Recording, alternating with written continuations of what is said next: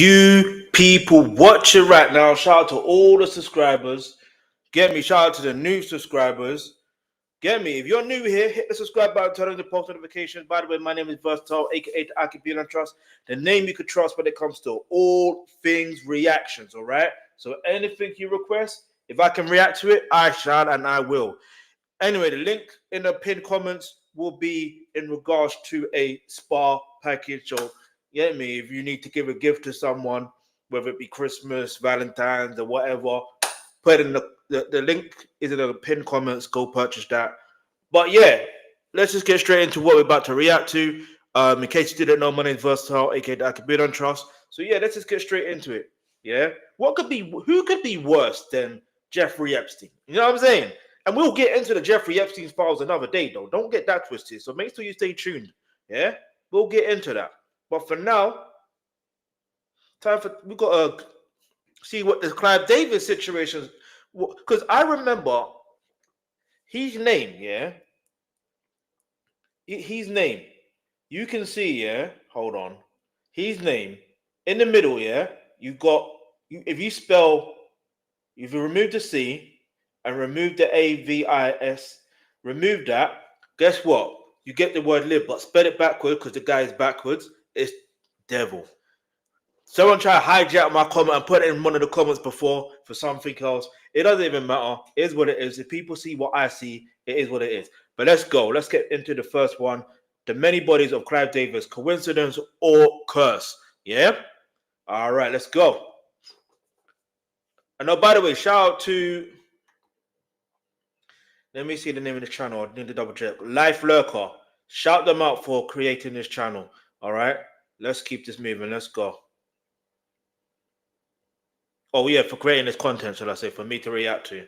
All right. On March 1st, 2025, R&B legend Angie Stone lost her life tragically in a horrific accident. Damn, man. As sudden and violent as her passing was, fans barely had time to mourn, because almost immediately, people began to suspect foul play. That night, Angie was riding in a Mercedes-Benz Sprinter van. You know why people were suspecting it was foul play? Is because there was a video of her before, like I think it was like I don't know how many weeks or how many months before, but she was fighting to keep her. I think she was fighting against Universal Records. I can't remember the full story, but I don't know what Angie Stone's got to do with Clive Davis. By the way, I really don't. And you know, when it comes to when there's foul play, I don't know how to explain it. You have to. We'll get into this properly in it, but we need to be careful with what we're saying is foul play or potential foul play or whatever. Yeah, because unfortunately, you know what I'm saying? It's hard to explain, but no, man, I feel for their son for real, because not only did he lose his mother, he lost his dad in the same year. That's mad. I don't know how to explain it. So, like, rest in peace, D'Angelo, and obviously rest in peace, Angie Stone, aka Angie B. Yeah, Angie B was, I believe, she was in the group The Sequence, where she was the first female rap group to be signed. If you know, you know. With 8 other passengers, when suddenly the driver lost control and the van flipped. Now, amazingly, she actually survived the first crash, as did the others.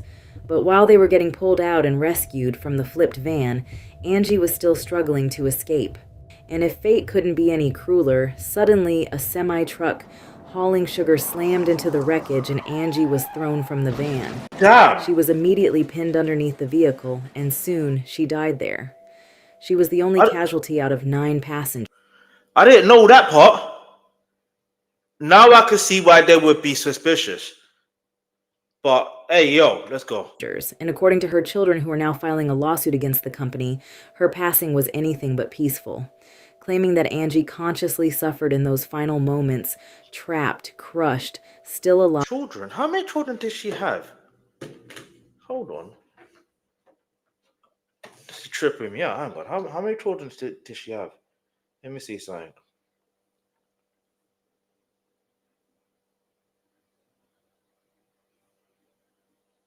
Okay, she has 2.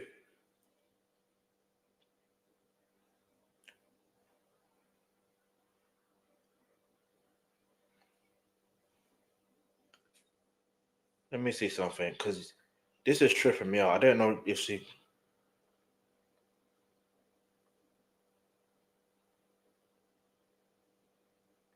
Okay, I didn't realize she did have affiliation with Clive Davis. I didn't know that. You understand? I didn't know that.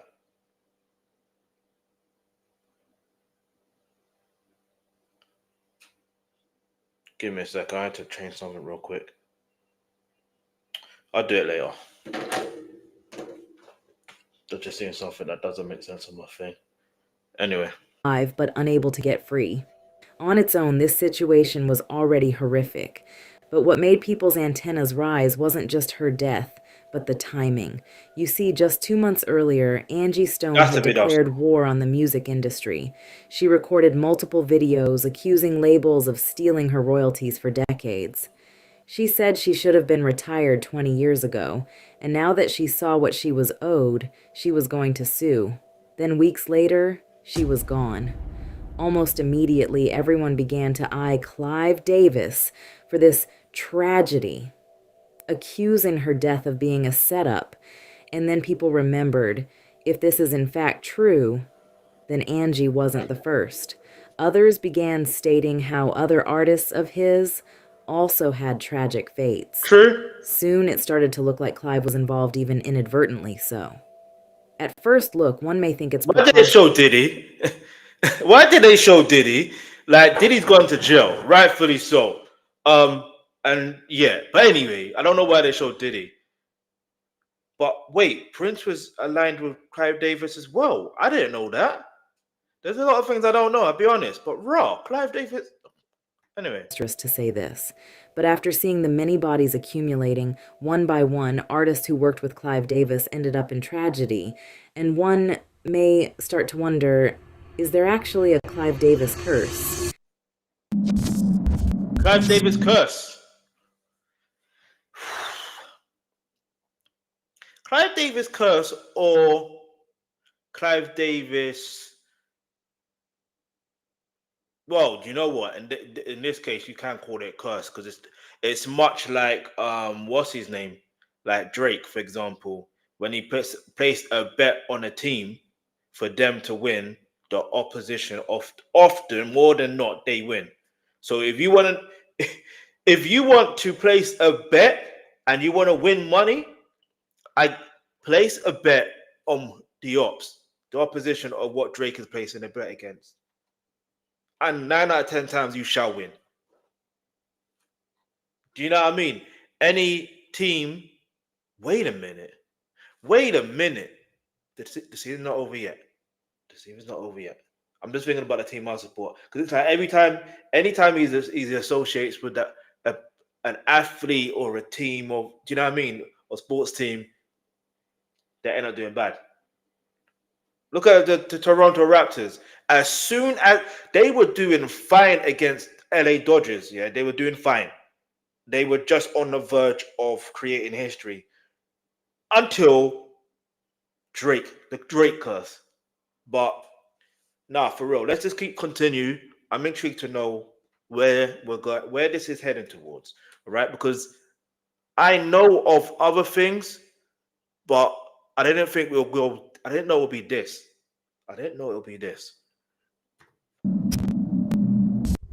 Take everything in this video with a grain of salt. Disclaimer. It's built from old articles, reports, and rumors. Thank you for the I'm not saying Clive Davis or anyone is guilty of anything.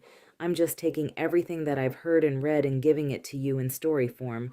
You can decide what you believe. That part. Recently, I made a video about the severely unsung singer-songwriter Andrea Martin, and while speaking of her ultimate demise, one name kept coming up over and over again: Clive Davis. This led me to dig deeper into the man with whom many say has a dark and deadly aura, one that many famous and infamous people have succumbed to. Body after body, scandal after scandal, it never seems to stop. And at the center of all of this stands one man, Clive Davis, the architect of legends, the so-called kingmaker of the music industry. His name is stamped behind the rise of icons: Janis Joplin, Whitney Houston, TLC, Alicia Keys, Aretha Franklin, Barry Manilow, and countless more. Damn, For decades, he's been praised as the I genius who can't knew lie. how to spot talent. That's quite a resume. That's quite a resume. You can't even front. But when there's questions about your name and how certain artists are with you, then you're the problem. You're the problem. We should already, like, I'm already fully aware of. I need to find out more context of it, but the TLC situation. After that situation, yeah, Clive Davis never F with them again like that. You know what I'm saying? They made sure, but then, do you know what I mean? Yeah, let's keep it moving. Before the rest of the world, his ear, his instincts, his power unmatched. And yet, lurking just beneath that glowing legacy is a trail of tragedy. Time after time, the stars he helped shape found themselves undone by scandal, addiction, heartbreak, and in far too many cases, an early grave. Is it coincidence? Is it the price of fame? Or is it something darker, like a curse that follows anyone who enters Clive Davis's world? Tonight we'll look at some of the more famous associates whose lives have all come to some kind of ruin after dealing with Clive Davis. Damn. Janis Joplin. Janis Joplin was one of Clive Davis's first golden tickets. When he took over Columbia Records in the late 60s, she was the wild, untamed voice that symbolized the rock revolution. A blues siren who could scream and cry in the same breath, He similar the to kind Rock of talent Revolution? I executives wasn't dream aware of that. about, No and disrespect. Clive made sure she was pushed straight to the front. But Janis carried her demons everywhere she went. Addiction wasn't just a problem, it was a lifestyle. Alcohol, heroin, pills. She was constantly chasing highs as if she knew her time was short. Her concerts were electric, but offstage the chaos never stopped. Clive, who'd fought hard to have Janis a part of this label. Okay, like I said, time out, time out, time out. Because this woman, she mentioned, I want to be respectful with everything I'm saying here, but when this person's mentioning artists, because obviously there's going to be artists that I'm not fully aware of, and there's going to be artists that you're fully aware of. This is the first time I'm hearing about Janis Joplin, and the fact that they mentioned it was in the 60s, I was confused. I'm like, right, he's been about for that long. Clive Davis has been about for that long. Like, that's mad. But it's not mad because sometimes if you've got a passion for something, cool, whatever. But raw. Yeah, that's mad. But then, okay, in terms of Janis Joplin, uh Rock Revolution, okay, fair enough, because you know, rock stems from black culture. Do you know what I mean? Like Little Richard, you know what I'm saying? Sister Rosetta Tharpe.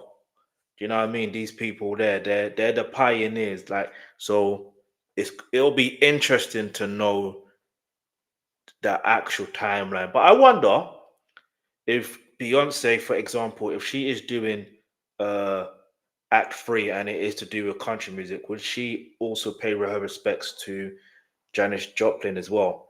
That's got me thinking. I don't know. I could be wrong. But anyway, let's keep it moving. Turning on post notifications. Got more content coming on the way. Let's go. Saw what kind of danger Janis was in. He saw the drugs and wild living and recklessness, but he didn't seem to care either. He was about the bottom line, image and selling records. That had always been his M.O. Even Janis thought he was too by the numbers, so much so that she offered up her cooch to him so that they wouldn't seem so corporate.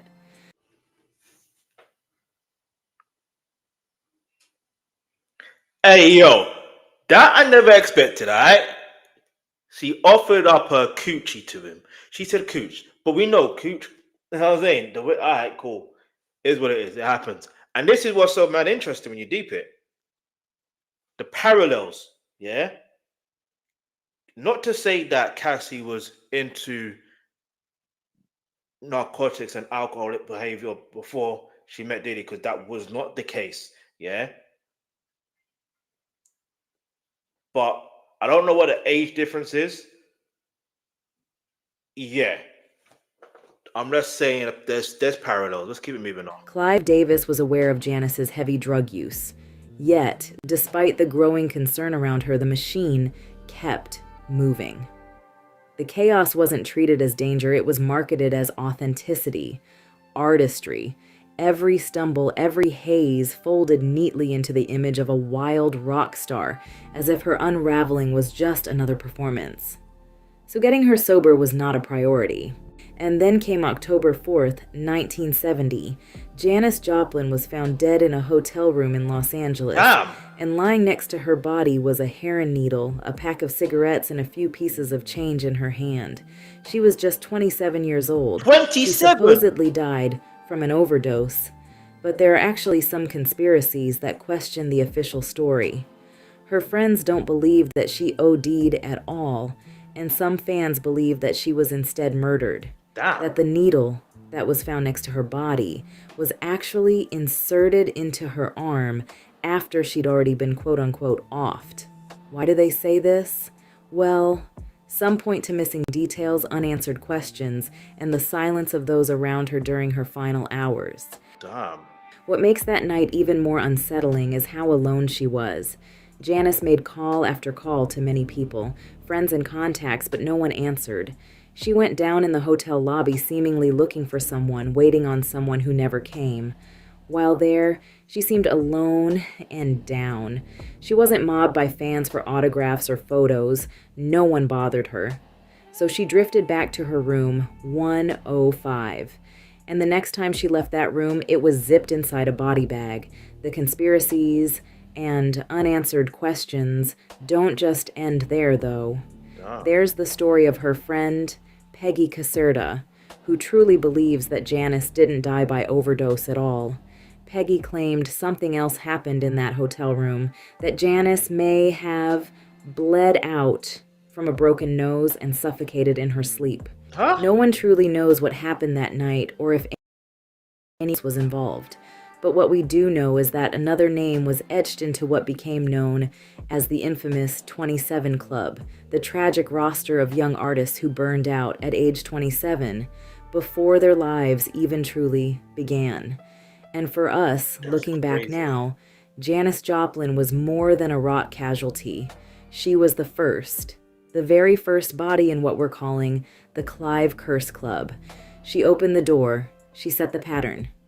And after her, the trail of tragedy only grew longer. Damn. See, Phyllis Hyman. See, I know about Phyllis Hyman, but I didn't know she was connected to Clive Davis as well. This is mad. But obviously, Clive Davis has been about. If for that long, Janis innit? Joplin opened the door to the so-called Clive Curse Club, then Phyllis Hyman was the haunting reminder that not all tragedies are loud. Some are quiet, slow, and crushing. Phyllis had a voice that could break your heart. Jazz, soul, R&B, she moved through them all with elegance. But she was never the type of artist Clive Davis wanted her to be.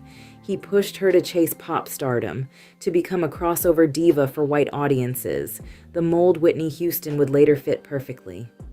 Phyllis resisted. She wanted to stay true to her roots in R&B and jazz, music for a black audience, her people, her truth. That rebellion set off a battle between artist and executive.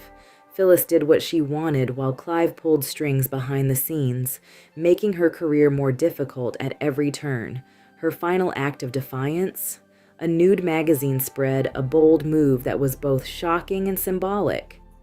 Soon after, Clive fired her, shifting his attention to his next protege, Whitney Houston.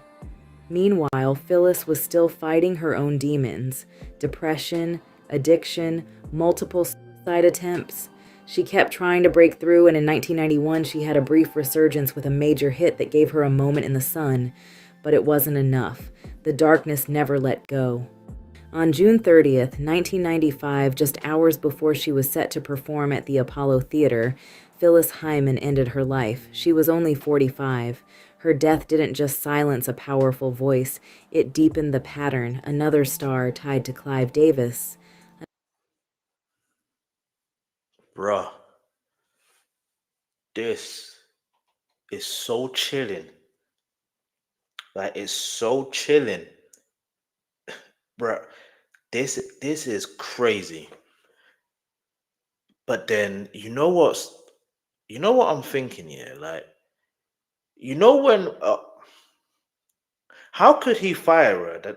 This is what I want to know. Like, how did he fire her? Because obviously, if you're signed to a label, or is it because like, I don't know. I don't know. Because someone in the comments below, let me understand the dynamics in terms of Clive Davis's role in Phyllis Hyman's career. Let me know in the comments below. And as far as turning R&B into pop or whatever, or jazz or soul, like, and wanting to cater to the white audience and whatnot, obviously other people can have a certain other vision for you, but it's mad because the fact that she's more or less the reference point to what Whitney Houston would end up becoming. All the songs I've heard from Whitney Houston, they're 100%, not 100%, but like 99.9% of them are literally R&B or soul. Do you know what I mean? That I can't literally think of them being just catering to the white audience like that. I can't. It's impossible for me to think that. Now, one could question, did like obviously we'll talk about Whitney Houston in a minute because she's gonna get onto that. But like with Phyllis Hyman, it's so interesting to me, it's very interesting that she attempted, and then that final moment happened in June 30th, 1995, which is like raw, hang on. Like, and it makes me do question, where are their families? Where? I'm not trying to pass blame on victims. No, no way. I'm just trying to think for those in present term right now. Like, if you are going through something and you need help, speak to family if you can. Speak to them. Don't be afraid to speak to them and see if they can help you. Don't think that, oh, you can't, they won't be able to help. No, speak to them.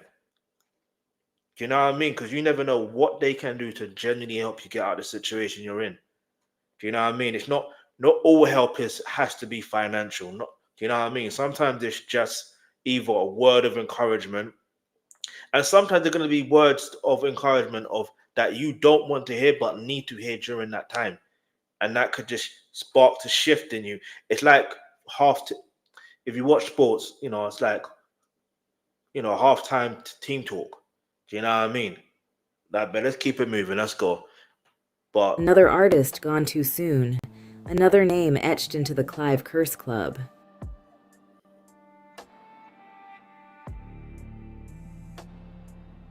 If Clive Davis ever had a crown jewel, it was Whitney Houston. He molded her from the very start, a gospel-trained Jersey girl transformed into a global pop icon. She was polished, marketed, perfected, and for years she glittered exactly the way Clive intended. But behind the diamond-sharp image, cracks were forming. The pressure, the scrutiny, the addictions, the marriage to Bobby Brown that only fed the spiral. By the 2000s, the voice...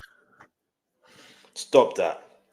Let's stop that. That was a disrespect to Bobby Brown. Yeah? Like, do you know what I'm saying? The bad boy of R&B. The king of bad boy R&B. Don't disrespect him like that, please. Nah. If you've seen the Bobby Brown story, yeah? Like, do you know what I mean? I recommend you go watch that. Yeah? Like, you will understand from his perspective, because you get me, the person that plays Bobby Brown is Woody McGray. Is it Woody McGray? I can't remember his Woody McLean. I can't remember his full name. I just know him as Kane. Do you know what I mean? Kane the Harder from Power Book 2, Ghost. I hope he's in the current spin-off. Well, the spin-off that's going to be in the current day. Do you know what I mean? In the Power universe. But anyway, forget all that for now, yeah? yeah, you can't blame Bobby Brown. I can understand why it may seem like it will spiral, but let's keep it moving. That Let's once go. floated over stadiums was ragged. The tabloids had turned her into a punchline. And then came February 11th, 2012, the Beverly Hilton Hotel. Whitney Houston was gearing up for Grammy weekend, the stage set for yet another return, with Clive Davis's legendary pre-Grammy party just floors down from her room. But instead of rehearsals, headlines broke. Whitney was found submerged in her bathtub.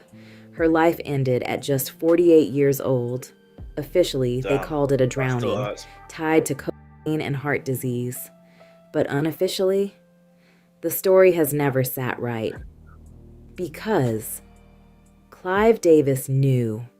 He knew his crown jewel was dead in that hotel, and still the party went on. Music executives, celebrities, all dressed in their finest, clinking glasses and posing for photos, while Whitney's body lay upstairs on a gurney, zipped in a bag. To many, that decision felt cruel. To others, it felt ritualistic.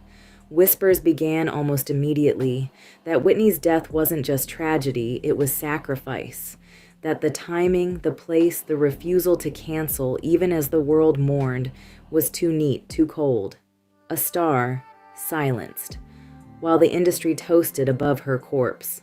Whether you believe in curses or sacrifices, one thing is certain. Whitney Houston's end was as eerie as it was heartbreaking. And when her daughter Bobby Christina died in almost the same way, face down in a bathtub years later, the tragedy felt doubled, mirrored. 2 lives, 2 bodies, the same cruel ending. For many, it didn't feel like coincidence at all. Because oh man, yeah, let's keep it moving. Let's keep it moving. Because when it happened, the first time I was like, damn, like I don't know how to explain it. Like, because at that age, then I don't know, it's hard. You feel like there's something up, but you can't. You don't know you don't know how to explain it because you can't. Do you know what I mean? Like, I can't prove it. Like, I know there's something, and then when it happened to her daughter, I'm like, nah, there's something up. And then even before that, I don't know if they're gonna play that footage, but there's basically of Shaka Khan, and she was being interviewed by Piers Morgan. I think it was on his show. This is when he was a part of CNN. Not Capone Noriega. I'm talking about the news network. So basically, long story short, she said something where you're basically like artists, certain artists, to some record labels and record executives. I can't remember the exact words verbatim, but she more or less said some artists are basically, the way they say it is, you're worth more, unalive than alive. And from when she said that, and then I realized the connection with Clive Davis, I could see how that made sense. And then knowing that this was not like a few years after the Michael Jackson situation, yeah, you can't even tell me any different now. You can't. Yeah, some people may argue and be like, yeah, she was struggling with drug addiction, blah blah blah. All right, cool. What I won't say cool, whatever, but it's like I don't. Oh man. And then some people want to connect Ray J to the situation, but I don't know. I really don't know. I really don't know. But whatever happens is, I hope her family truly get the justice. Even anyone that's connected to Clive Davis Curse Club, I hope everyone involved. You know what I mean? If there is foul play, justice will happen. You know what I mean? Justice will happen. But let's keep it moving. Luther Vandross. Luther Vandross had already carved his place in music history long before Clive Davis came knocking. But in 2000, Davis launched... Hey, listen, Luther Vandross is one of the coldest R&B singers of all time. If you know, you know. But right, anyway, let's go. J Records, and Luther signed on. It was supposed to be a fresh start, a second wind in a career already stacked with classics. The first album did well, proving Luther still had pull, but it was the second release that cemented it. Dance with My Father, a song dripping in nostalgia and longing, exploded. It became one of his biggest triumphs. 4 Grammys, sold-out shows, a comeback story written in gold. And then at the height of that success came the collapse. April 2003, Luther suffers a massive stroke in his own apartment, slipping into a coma that would last nearly 2 months. When he opened his eyes, he wasn't the same. He could no longer sing, at least not in the way we knew. He could barely speak. The velvet voice that had carried so many of us through generations was trapped in silence. The best way to explain his voice, the velvet voice, the best way to explain it. Let's go. And only 2 years later, he was gone. On July 1st, 2005, Luther Vandross died. He was 54 years old. One of the sadder things about Luther's story is that he felt so alone and trapped, more so inside his own body and being. Luther's body had fought him his entire life. He battled his weight and a lifetime of health issues. Food was his drug, and this was one of his strongest addictions that he seemed to not be able to break. His image was constantly under the microscope, too heavy, too unhealthy, too secretive. And while fans adored him, Luther never truly believed he was loved for who he was. The reason? He was a closeted gay man in an industry that demanded he stay silent. That silence grew louder, knowing the man behind his label, Clive Davis, was quietly living his own life as a bisexual man. Clive came out publicly years later, but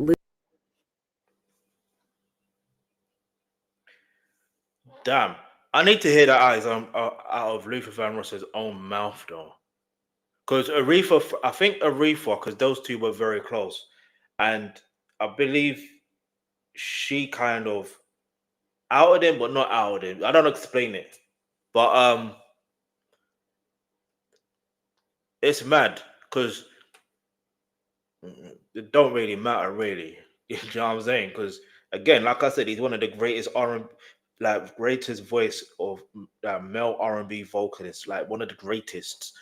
Do you know what I mean? To the point where Kendrick Lamar with SZA has a song called Luther, where they sample a Luther Vandross song, even though the original song is actually a cover from an actual song. All right, right now my history antennas are not all the way up there right now. However, relax. You get me? But yeah, I don't know. It's mad. And this is why you have to say coincidence, or is it a curse? Or what's really going on?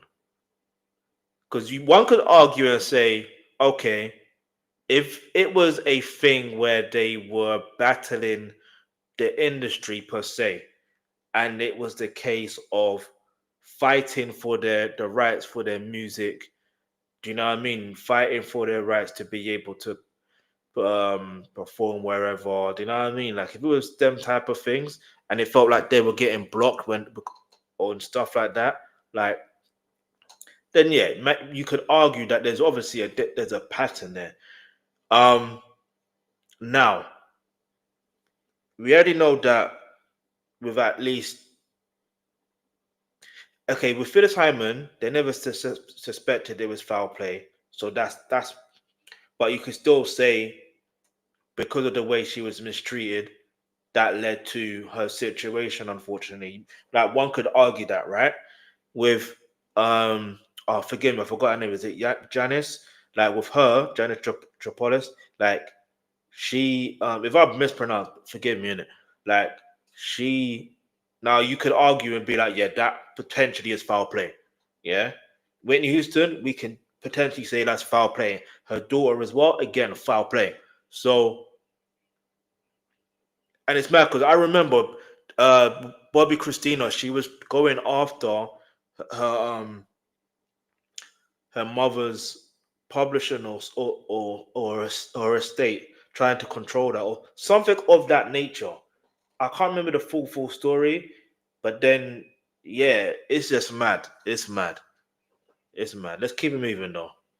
But yeah, with Luther Vandross, I didn't know he was actually battling food addiction, because food addiction is like, even me today, yeah, I had to get some discipline. Get me? Shout out to my wife. Get me? She helps me with the discipline with the food addiction. But yeah, man. Let's keep it moving now. Let's go. Luther never had that release. Fear of disappointing his black female audiences, fear of being blacklisted by the black community for his orientation. He felt he couldn't afford to lose the very same people that had built him up. So, he carried the secret to his grave, and the lonely... You know what's mad though? I kind of wish he spoke to Little Richard, even though at a point in Little Richard's career, and life, he did kind of denounce that lifestyle. And I say lifestyle because that's how he portrayed it as. All right, that's not my words; that's his words. So he could have talked to him. Do you understand? Because Little Richard is still like appreciated, is still adored. Like, you know what I'm saying? Tutti fruity and all that. Know what I'm saying? Or, is it fruity tooty? I can't remember anymore. Get me? But anyway, let's go. loneliness in that silence is what some say broke him long before the stroke did. But more questions have to be asked. Was Luther's sudden downfall after linking with Clive Davis a coincidence, or possibly something a little darker? Something a little darker like karma? Let me explain. Karma? Back on January 12th, 1986, Luther was behind the wheel of a car, driving around two passengers on Laurel Canyon Boulevard. Luther was speeding, doing 50 miles per hour in a 35 when his car swerved across the double yellow line. The impact tore into two other oncoming cars. Lawrence Salvemini, the brother of Luther's teenage protege Jimmy, was instantly. Jimmy himself was left critically injured. Luther survived, but with broken ribs, and now a stain he'd try to wash away. Police initially pushed for felony manslaughter charges. In the end, the DA pulled back. Luther pled no contest, which is not an admission of guilt, but not a denial either. It was a legal half-step that let him walk away with probation, a benefit concert performance, and a civil settlement to the Salvemini family of over $600,000. Yes, this was Luther's fault, the kind of mistake that should have followed him forever. But it didn't. For years, the story was scrubbed from the press, buried so deep, most fans never even knew it happened. His label made sure Luther's career and reputation survived intact.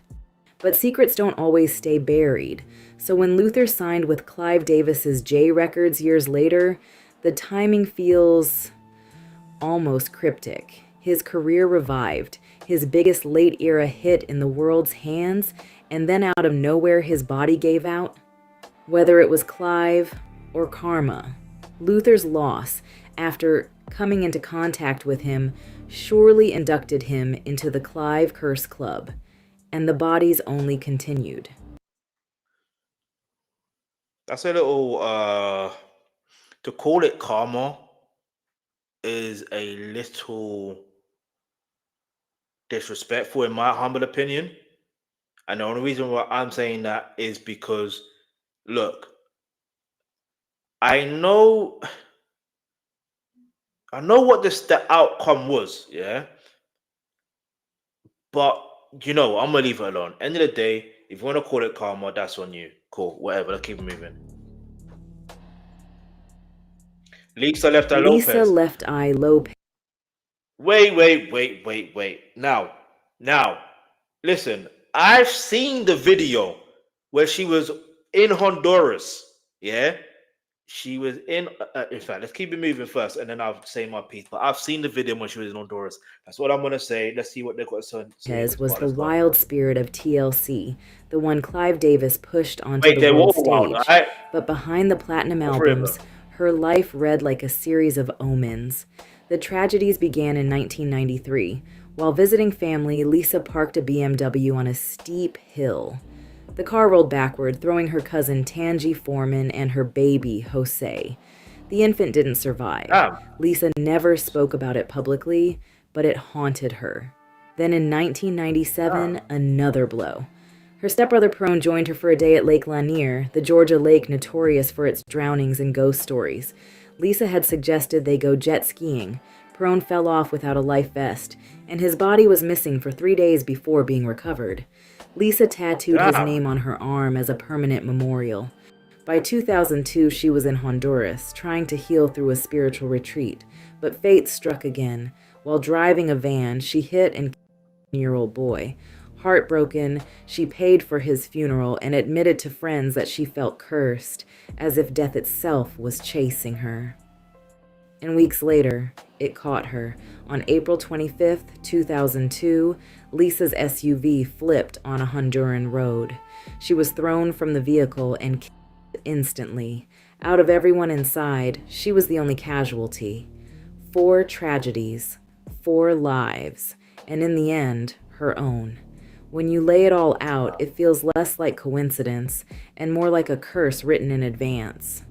And because TLC was one of Clive Davis's crown jewels, her story became another entry in the Clive Curse Club.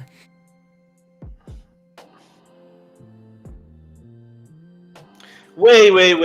Fight Hold on. Before we get into the Prince situation, I feel like we're missing out on a few details here. Now, listen, I understand. Because you got to remember, this wasn't the time when she was in Honduras. It wasn't the first time she was in Honduras. It literally was not the first time.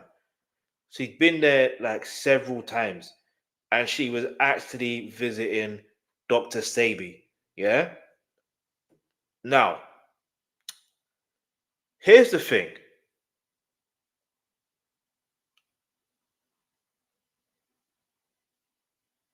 What's missing in this, yeah, is what the one thing that wasn't talked about was how, do you know what I mean?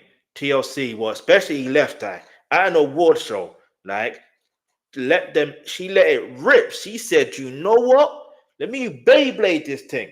Let it rip. You know them ways there. Like basically, yeah, talking about how they're not receiving the money.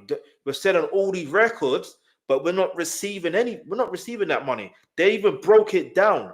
They said the way they broke it down, hey, listen. So, all right, cool. Not cool, but like that should have been mentioned in my humble opinion. All right. But this is why we're gonna react to something else after this as well in regards to Clive Davis. This is just the starter. All right. We got the starter, you got the main course, then you got the dessert. You know what I'm saying? So make sure you stay tuned. Make sure you hit the like button, turn on your post notifications. Oh, and by the way, get me, because of how I know how heavy-handed all of this information is, I recommend you go to the pinned comments, go to that link, and purchase your spa day package. If you're a man, then I recommend that you just give it to your wife or sister or niece or grandma or auntie. You know what I'm saying? Yeah. But anyway, keep it moving. Let's music go. industry, he declared war on it. A genius who refused to be owned, he famously scrawled slave across his face in protest of Warner Brothers and their grip on his masters. He fought for his copyrights, changed his name to a symbol, and built Paisley Park so he could answer to no one. He was paranoid, yes, but his paranoia was justified. The industry thrived on stealing, owning, and controlling artists, and Prince wasn't going to be one of them. Which is why his brief connection to Clive Davis raises eyebrows. I don't know. This is what's so bad. I didn't know he had any connection to Clive Davis, but now it obviously makes sense.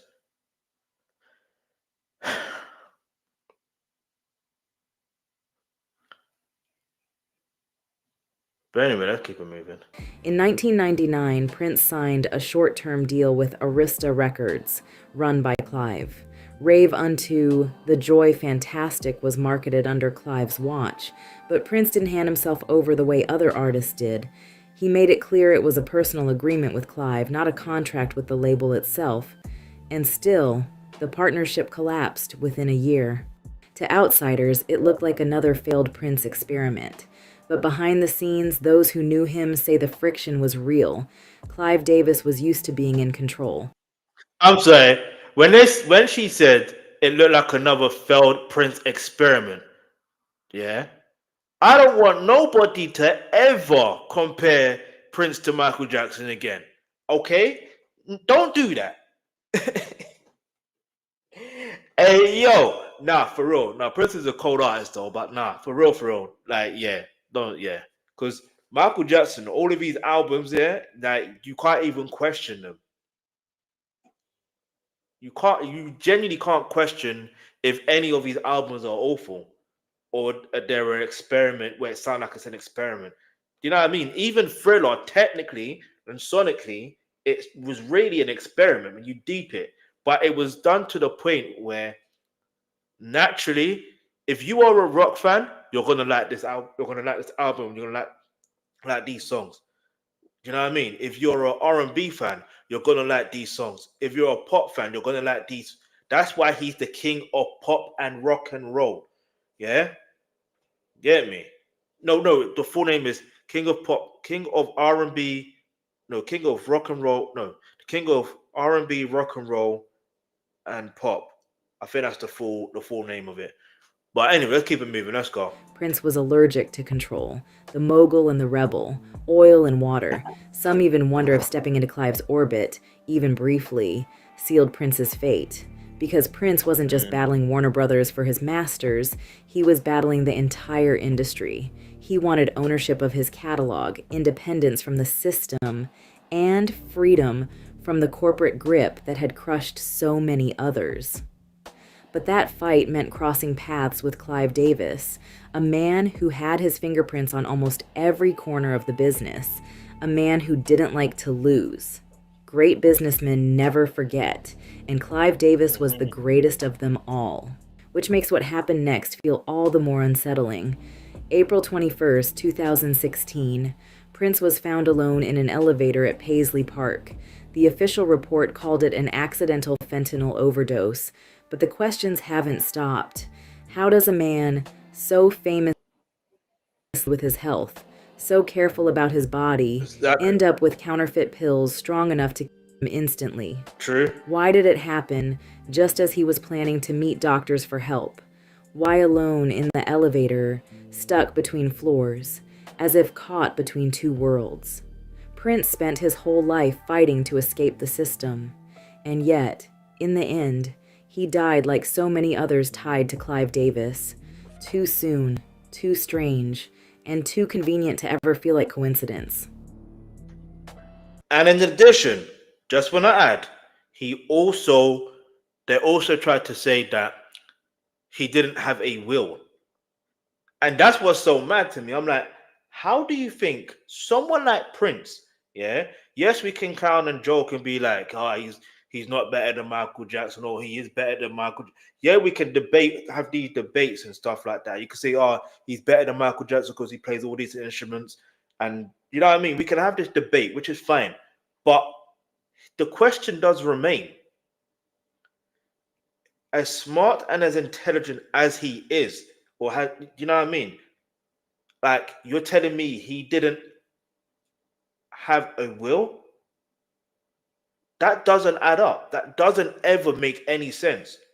He owned, you know that there's a club here. I forgot the name of the club. I think it's called Slam West or something like that. I can't remember the full name of it, but basically, he owns a club, yeah, whereby Biggie and Tupac, you know that infamous video, yeah, of Tupac and Biggie freestyling, yeah. I know that there's another one, but there's like this one, they're together, like they're freestyling they're sitting on the table, they're freestyling, and even you could see Marlon Wayans there in the picture, like you could just about see him, yeah.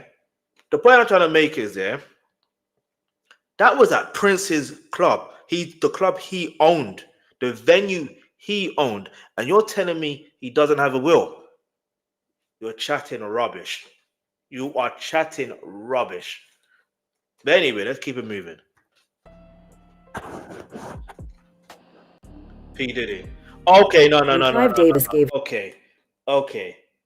Now, this is interesting because, as far as we are aware, Diddy is actually physically alive. You know what I'm saying?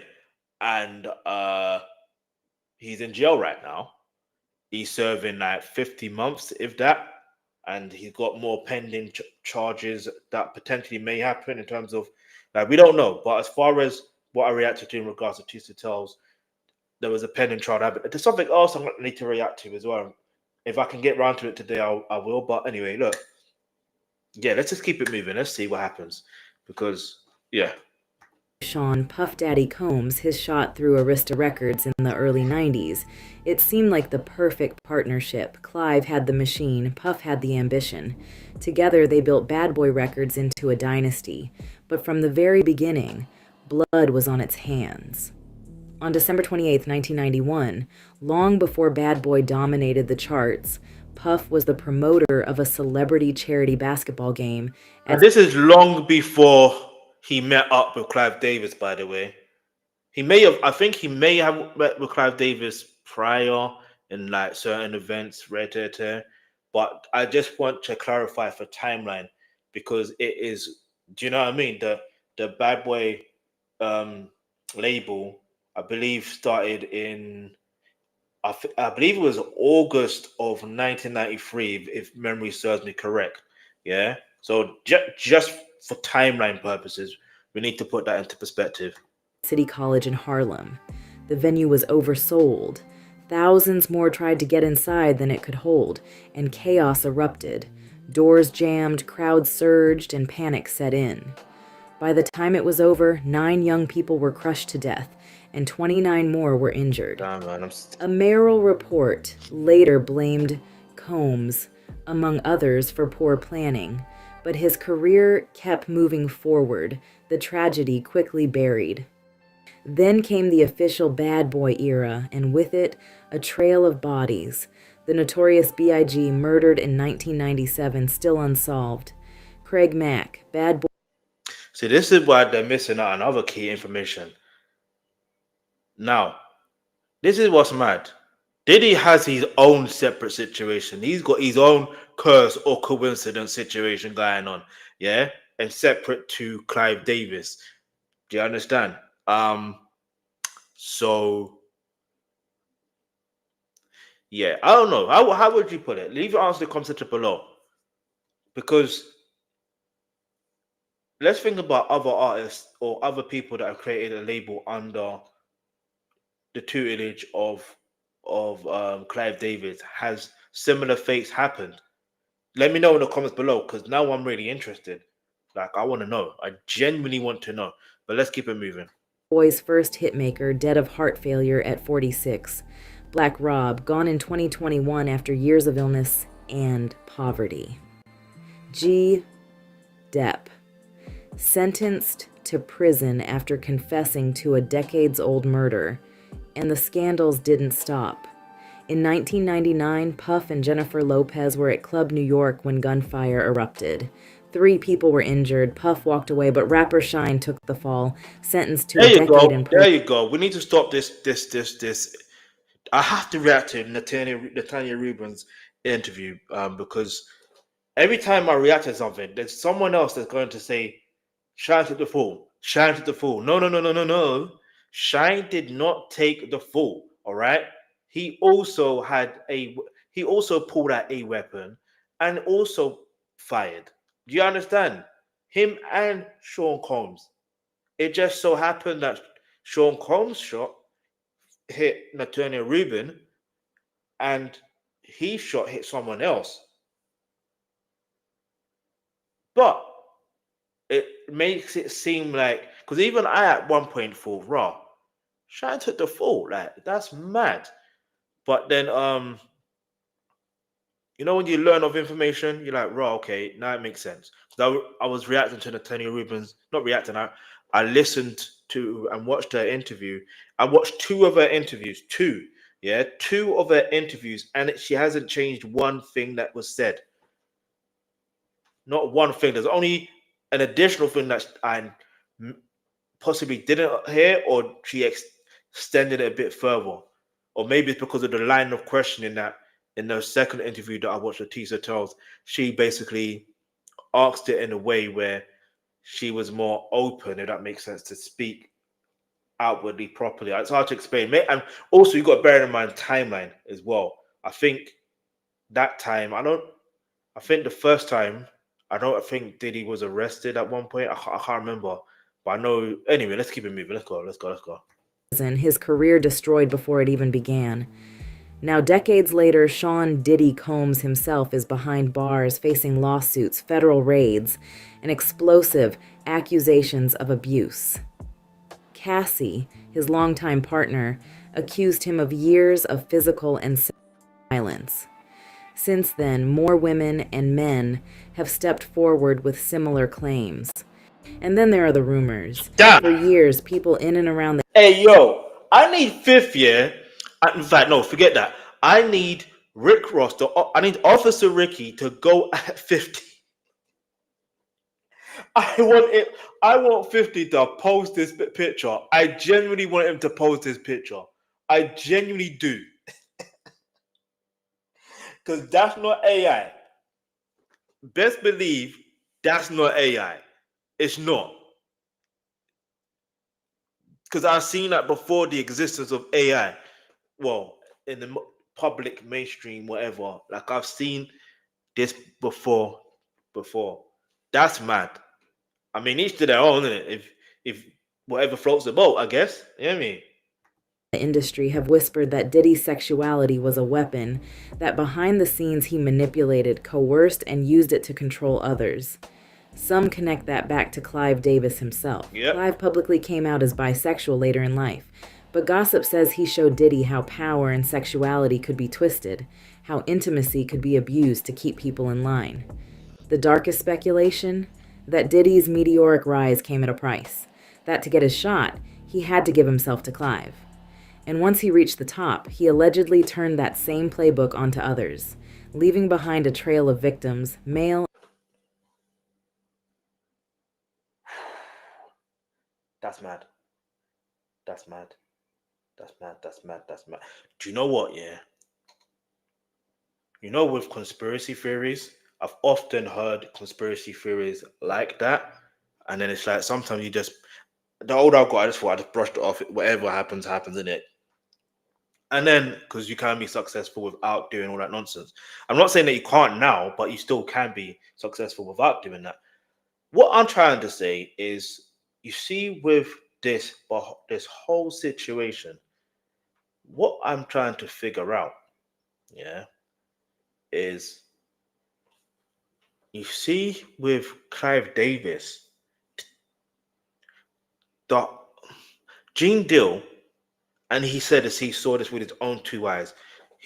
I think he's saying they drove to a public bathhouse in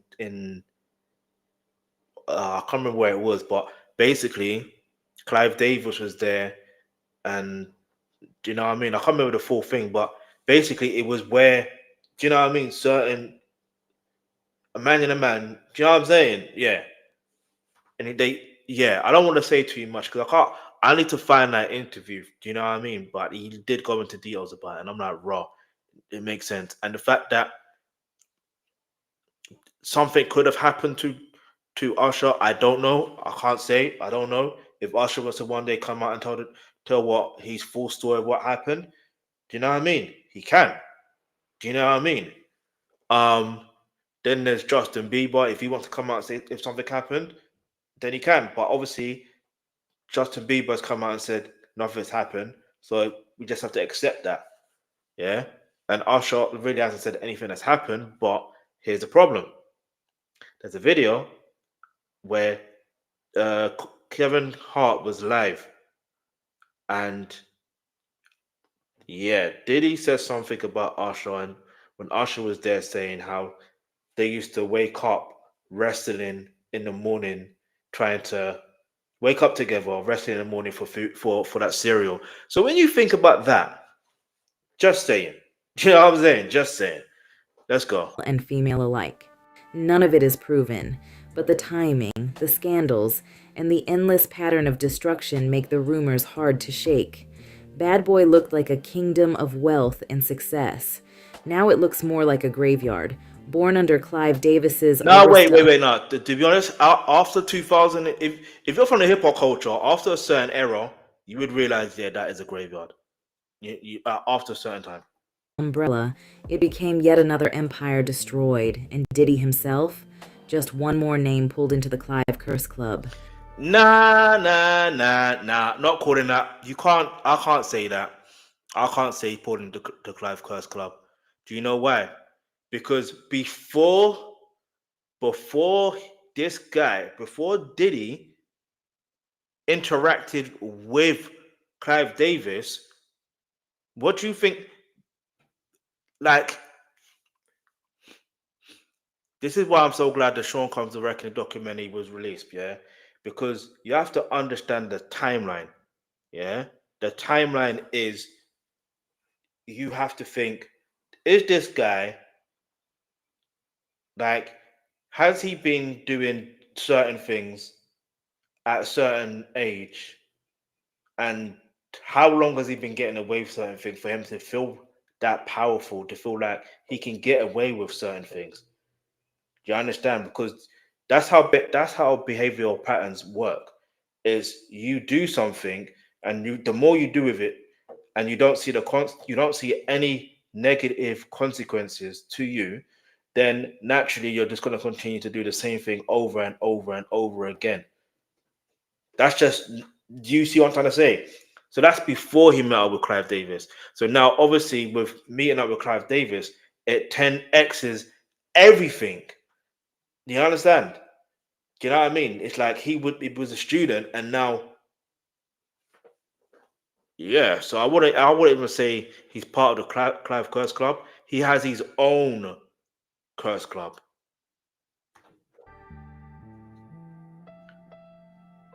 By now, the question isn't just who ended up in the Clive Curse Club, it's why.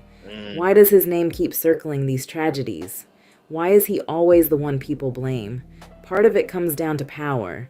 Clive Davis wasn't just another record executive, he was the gatekeeper.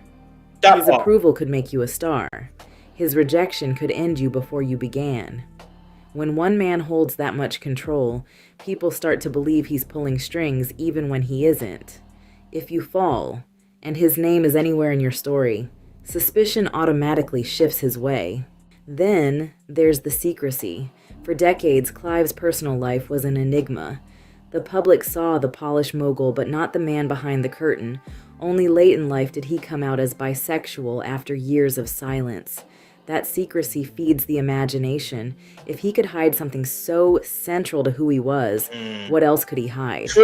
Fans and critics alike filled in the blanks with their own theories. And in an industry already built on shadows and closed doors, it's not hard to see why Clive became the face of those darker rumors. But maybe the curse isn't about Clive the man at all. Maybe it's about what he represents, the system. To work with Clive was to work with the machine, the same machine that packaged Janis Joplin, that polished Whitney Houston, that tried to reshape Phyllis Hyman. For some, it worked. For others, it broke them. When artists cracked under the pressure, lost themselves to addiction, or collapsed under impossible expectations, it looked like the curse was coming from him. But really, it was the cost of stepping into that system. Of course, some will argue it's just coincidence. Fame itself is toxic. Addictions, accidents, scandals, they're everywhere in the music world. But when the bodies keep stacking up around the same man, Janis, Phyllis, Whitney, Luther, Prince, Left Eye, Angie, Andrea, the Bad Boy family, the line between coincidence and pattern starts to blur. And maybe the most chilling detail of all is this. Clive Davis is still here, still alive, still thriving, while so many of the stars he once stood beside are gone. To fans, That imbalance feels unnatural, as if the curse doesn't touch him at all. Only the ones who step into his world. That's why his name never disappears when tragedy strikes. Because fair or not, Clive Davis has become more than a man. He's the symbol of a curse that no artist seems able to escape. So what do we make of it all? Janis Joplin, gone at 27, Phyllis Hyman, undone by depression, Whitney Houston, drowned while Clive's party carried on, Luther Vandross, silenced after a lifetime of hiding, Prince, found alone in his own palace, Left Eye, a trail of accidents ending in her own fatal crash, Angie Stone, crushed in a bizarre tragedy that still feels too strange to accept, Andrea Martin, gone too young, even whole empires like Bad Boy collapsing under scandal, death, and disgrace. Different artists, different decades, different genres, but the same thread. Clive Davis was there. Is it fair to blame one man for all of this? Probably not. Fame destroys people whether Clive is in the room or not. Addiction, pressure, secrecy, these are poisons baked into the music industry itself. But what makes Clive Davis impossible to ignore is that he's been at the center of it all for more than half a century. The kingmaker, the gatekeeper, the one constant in a world where everyone else seems to fall. And maybe that's the curse. Maybe it isn't about murder or conspiracy or some supernatural shadow. Maybe it's about survival. Clive Davis survives, his stars don't. And the longer he lives, the longer the list of bodies grows. So you can call it coincidence. You can call it the price of fame. Or you can call it what so many fans already do, the Clive Davis curse. So lurkers, what do you think? Do you think there could actually be a Clive Davis curse? Do you think the long list of tragic figures are actually because of Clive or just horrible coincidences? Let me know your thoughts below. Okay, I'm just seeing something where they mentioned about disturbing Michael Jackson with his, like, you need to relax. I don't know whose video was that. Maybe anyway, I won't get into it. But there's a lot that I want to say. I'm gonna leave a comments though. There's a lot I want to say. See, this was my original comment. All right. Anyway, so it said White Clive, black stars equals slave. You might as well just say that. I'm not gonna lie to you. Chaka speak. There you go. That's what I was talking about. I don't know if I can actually react to that, but I'm gonna see if I can. Because let me click on it and see. It's like if you ended up having a really successful multi-decade type of career, and through those years you never rocked boat or became a problem, you listened to the higher ups and you did as you were told, and chances you'll have a long, happy career. As for those young, rebellious troublemakers, well, we all know what happens to those artists, right? They die young and tragically and turn into legends. So sad. So I'm gonna just say this, yeah. I'm gonna say Diddy has his own curse club before he before he met Clive Davis.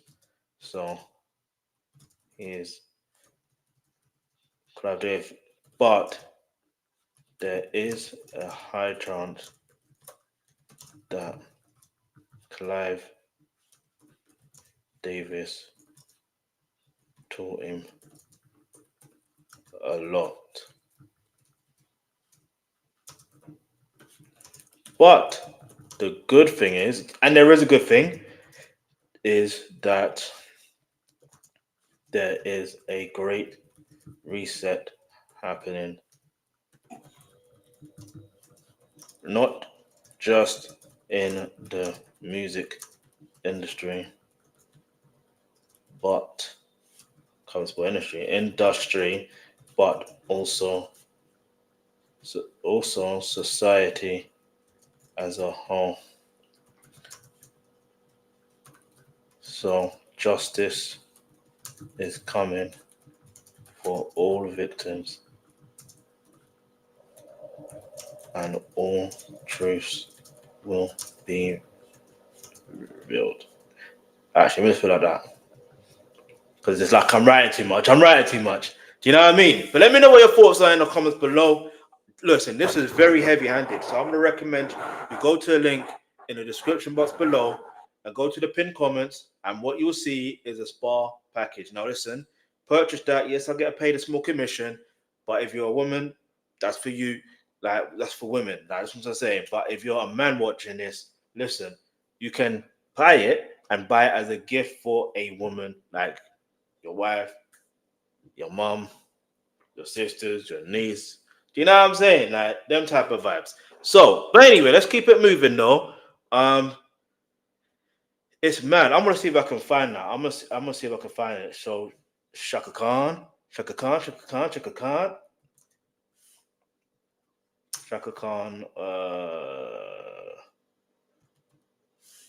Whitney Houston interview. I wonder if I can actually find it. See, it's on here, but I don't think I can react to it.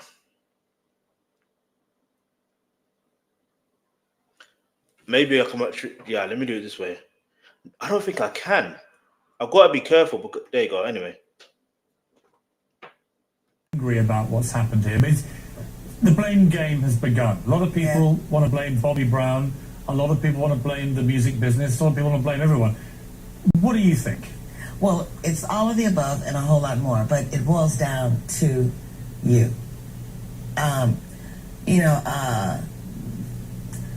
I was introduced to certain people and to certain opportunities to use recreational drugs, and it boils down to whether I want to do it or not. And she was a strong-willed, strong-minded girl. And I can't say that's all anybody's fault, but... Would she have gone down that route, do you think, without Bobby Brown in her life? Well, if it would run him somebody else. If she wants to get high. If you want to get high, you're going to get high. And do you think she had that tendency anyway?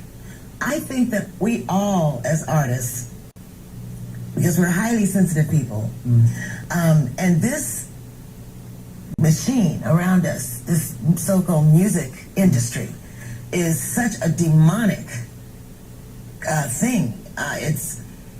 It sacrifices people's lives and their essences at the drop of a dime. And how did you feel when you heard that Sony, I think it was back in the UK, had jacked the prices up of Whitney's album? It reminds me within an hour or so of her dying. Yeah, that reminds me of the time I had a manager once that said to me, you know, you're worth more money dead than alive. Okay, so I am just, by the grace of God. We're going to rewind that one more time because she had a manager say that to her at one time. A manager told her that. It's like I've heard this before, yeah, but I didn't realize in the way she said it. Do you get it? Like, he said it in such a way. I didn't realize he said it in this way. And the fact that she called the music industry demonic says it all.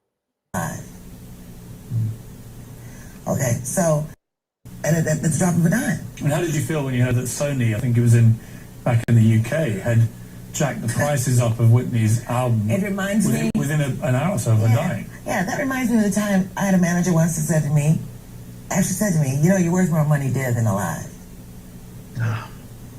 Okay, so I am just, by the grace of God, stand by here, because I could have easily, because of a lot of pressure from the label I was with at the time.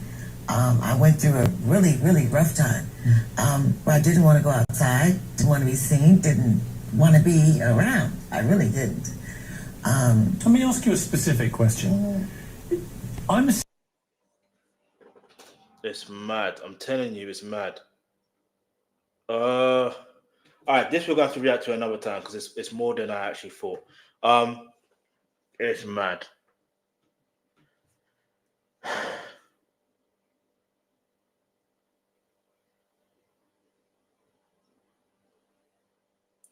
Interesting choice of words. Every time the entertainment industry has mostly been described as demonic, not bad or terrible, but or dirty, but demonic. What would it mean to gain the world and lose your soul? Eternity will not end.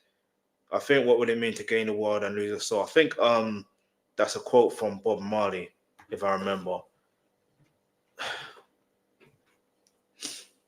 Anyway, let's move on to the next one.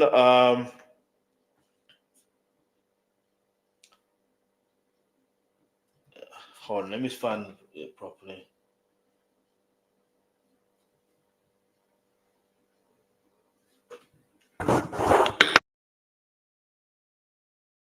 All right, so exposing Clive Davis. Hold on.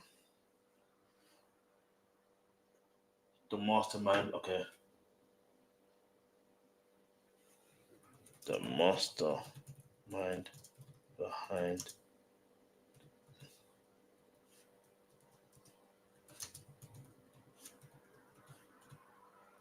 Pause. But yeah, man, let me know what your thoughts are in the comments below. By the way, my name is Versatile, aka the Alkebulan. Trust the name you can trust when it comes to all things reactions. And right now, next thing we're going to react to is exposing Clive Davis, the mastermind behind P. Diddy. Like I said, there's a lot more to deal with. I'm telling you this from now. Yeah. But let's go. Shout out to Sloan. My focus right now is Sean Combs because he's a trafficker, most likely because he was victimized by his mentor, Clive Davis. Rumor has it, allegedly, Gene Dill. Hey, out of the dialogue has uploaded his the interview for Gene Dill again. All right, cool. I might have to react to that another day. There's a lot that I gotta react to, right? So that's what I'm saying for you to stay subscribed. If you haven't subscribed, hit the subscribe button, turn on your post notifications, like, share, all that. Let's go. Diddy got on his knees for Clive Davis in 1994. He got a boss too, and his boss name is Clive Davis. All right, we need to relax. Because shout out to obviously Jaguar Wrong, aka Jaguar Right. Now, don't let me stop clowning. All right, look, because sometimes whatever she says, you got to take with a pinch of salt, just like Gene Dill. No disrespect. Because it's like I need information of like first-hand information. Do you get it? But let's go. Clive run him. Diddy don't run himself. Some people question how Diddy became so evil. Well, it turns out mentor Clive Davis. This creepy man taught Diddy everything he knows, how to use people, take advantage of their body, and dispose of them when they aren't worth any more money.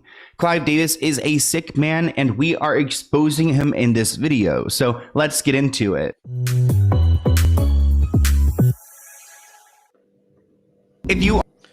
All right, so listen, I just want to say something real quick. People you can connect with, yeah, will either amplify the person you are.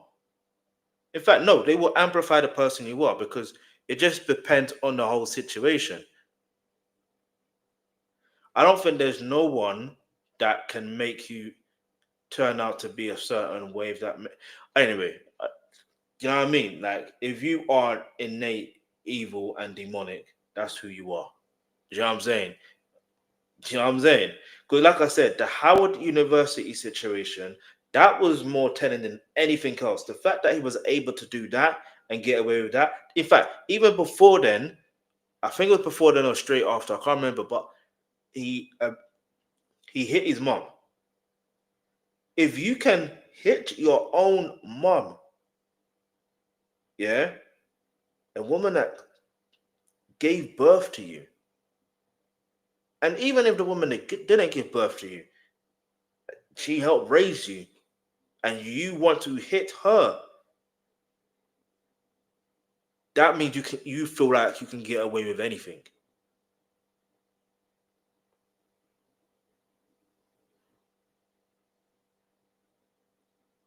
Do you understand? I'm talking about hitting in terms of hearing something you don't want to hear and striking them. That's that level of hitting.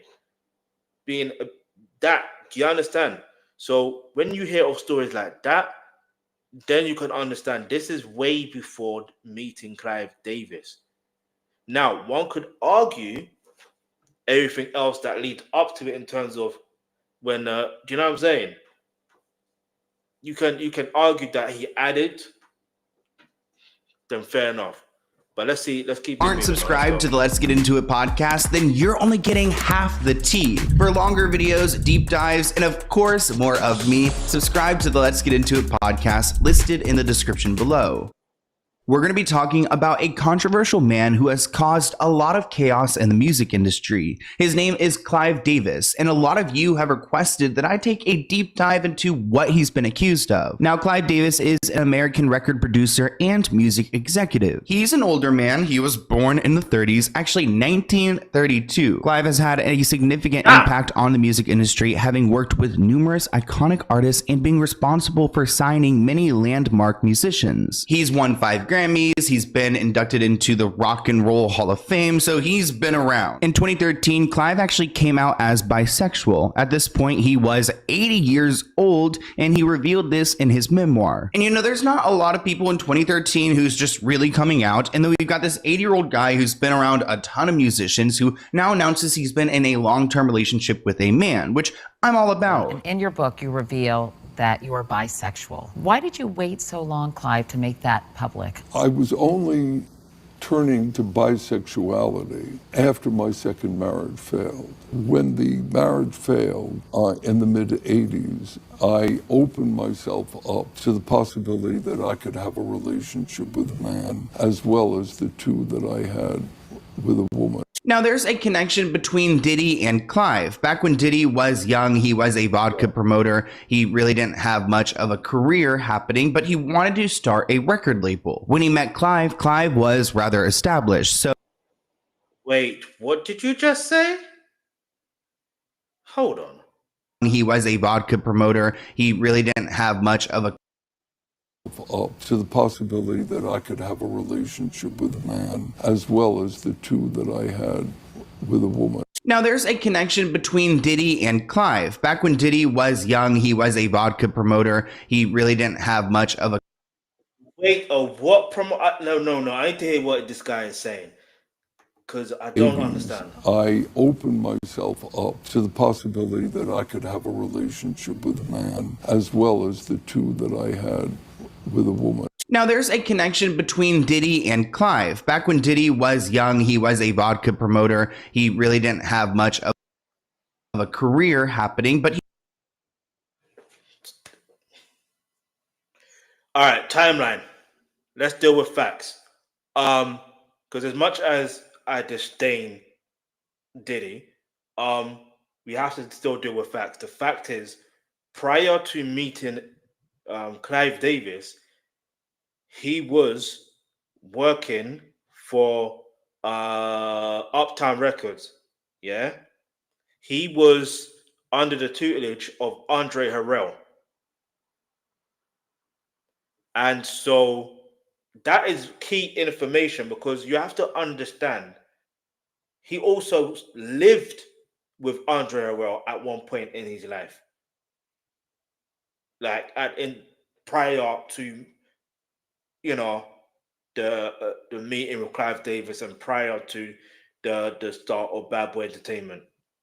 That, like, these are just pure facts, right? Now, I do want to also add that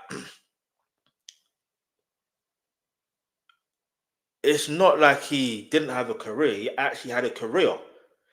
He helped at Uptown Records mold and build, or not mold and build, but basically mold the career of Mary J. Blige.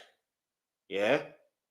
he helped mold and build. I think was Jodeci on Uptown Records as well. Yeah, they were. He helped mold and build their career as well. So you got to bear in mind, this is before the start of Bad Boy Entertainment. Biggie was originally on Biggie was originally on Uptown Records before Diddy being fired, or at that time Puffy or Puff Daddy being fired from I think he was a president of A&R or something like that at one point. But either way, he was fired, and because they had him and Andre had a dispute. But I don't know what the deal was for him to take Biggie or whatever the case may be. But do you know what I mean? And they already recorded, I believe, a certain percentage of the album, that a debut album, and took it to record labels. I think one of the meetings happened to be with Clive Davis, and do you know what I mean? They played what was it? Give me the loot, I'm a bad boy. Give me the loot. Do you know what I mean? They played that joint according to the Sean Combs documentary, Sean Combs directing documentary. That's what happened, yeah. And because the name Bad Boy came out of the song Give Me the Loot. That's my perspective of it. I'm thinking that logically, because that's what logically makes sense. Because Diddy's not creative like that. You know what I'm saying? He's not. He really isn't. So let's keep it moving on. He wanted to start a record label. When he met Clive, Clive was rather established, so he was 23 and able to convince Clive to take hip-hop seriously, and Clive actually funded him and helped Diddy build Bad Boys. It's actually speculated that Diddy and Clive were in a relationship based on how quickly Diddy's record label Bad Boys became successful. This person tweeted that Diddy was given his Bad Boy imprint by Clive Davis, who is openly gay. I mean, he says bisexual, but what Diddy had to do for riches is not uncommon for successful black men in entertainment and in politics. All that glitters is not gold. Run your race, let the next man run his. Interesting. Now, a lot of people believe that Diddy is the way that he is. I mean, we've talked about him in countless videos at this point because of how Clive kind of groomed him to be this way. My focus right now is Sean Combs. Okay. Tell us why. Because he's a trafficker. And he's using music and entertainment to traffic. Now, is this just boys, girls, adults, kids? I mean, from what I've heard from sources that I would consider reliable, it really doesn't matter. Wow. I don't think something that has anything to do with gender at this point for Sean. I honestly think he's just an extreme narcissist who loves power. He loves the ability to manipulate and control people. Why? Most likely because he was victimized by his mentor, who loved to control people. And his mentor was Andre Harrell. Tell us how who was mentored by Clive Davis. Don't tell me that Andre Harrell got touched by Clive Davis too. I'm telling you, I don't know what happened between Andre and Clive. What I do know is that Andre got passed over.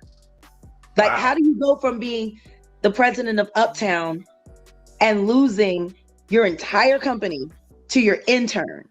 So really what she's saying is that Diddy was Clive's favorite, and that's why he was immediately put onto this pedestal at a young age, really no experience, and now he's running everything. Now, Diddy has honored Clive throughout the years, so they still maintain a decent relationship. In 2019, at the Grammys, he was quoted saying that Clive Davis and Arista Records gave him a chance when he was starting Bad Boy Records. He was...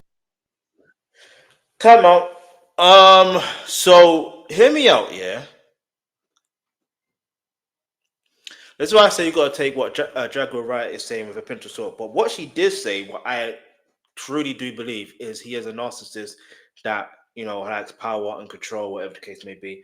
But one thing I do think that is one, and obviously she mentioned about the trafficking.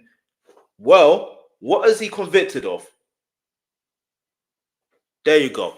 Anyway, So you can't even say if it's not true. That's what he's convicted of. Two out of the 5 charges. Yeah, under the Mann Act. So you can't say that's not true. That literally is true, even though they said. Anyway, cool, whatever. Now, the other point I was trying to make is, yeah, you could speculate and say whether Andre Harrell was dealing with Clive Davis on a certain level. You know what I mean, like relationship level or what? I don't know. Behind closed doors, you don't know. I don't know what the real truth is. But the fact that he said, this guy Sloan saying that Diddy never had experience. I mean, to run a label. I mean, technically he did, if that makes sense. Like, because it's not just him running the label. He had Kirk Burroughs as well dealing with the finances. To the point I'm trying to make is, Diddy was able to basically nurture artists. Like, you know what I mean? So he was able to put an artist package together. Like, it's as simple as that. Like, I don't think people understand, like, that in itself is a talent. And if he was not so controlling and narcissistic and, you know what I mean, all that stuff there, I reckon things would have been all right. Do you know what I mean? Rather than, but anyway. But no one man should have all that power, I guess. But anyway, especially if you're evil and got evil intention. But the situation of how Bad Boy grew so fast, come on, man, let's be honest. Obviously, I was a child back then, innit? So I can't say how it was. But looking back, I can say, oh, it kind of makes sense to how and why Bad Boy Entertainment became a success. Yeah, the first joint, Flavor in Your Ear, yeah, Flavor in Your Ear by Craig Mack. That is such a phenomenal record that you cannot deny how that propelled Bad Boy Entertainment into a different level. You can't even deny it. If you don't know about it, maybe you're just not from the culture of hip hop, and that's fine. That's completely fine. But what we shouldn't do is lie on certain things. So yeah, you could say, okay, well, do you know what I mean? They did things behind closed doors, but who knows? We can say for a fact, yes, there's a close relationship between Diddy and Clive Davis. We can 100% say that as a fact, because look at the statement. Clive Davis and Arista Records gave me a chance when I was starting Bad Boy Records. He was the one of the first industry executives to really believe in me. I'm forever grateful for him, said Combs, to be honored at this year's pre-Grammy Gala and receive the Industry Icons Award is truly a blessing. So the thing is in life here, someone who gives you an opportunity, like, you're never ever going to put them, I don't want to say never, but like, depending on certain situations, you're going to hold them to a high regard. Do you get it?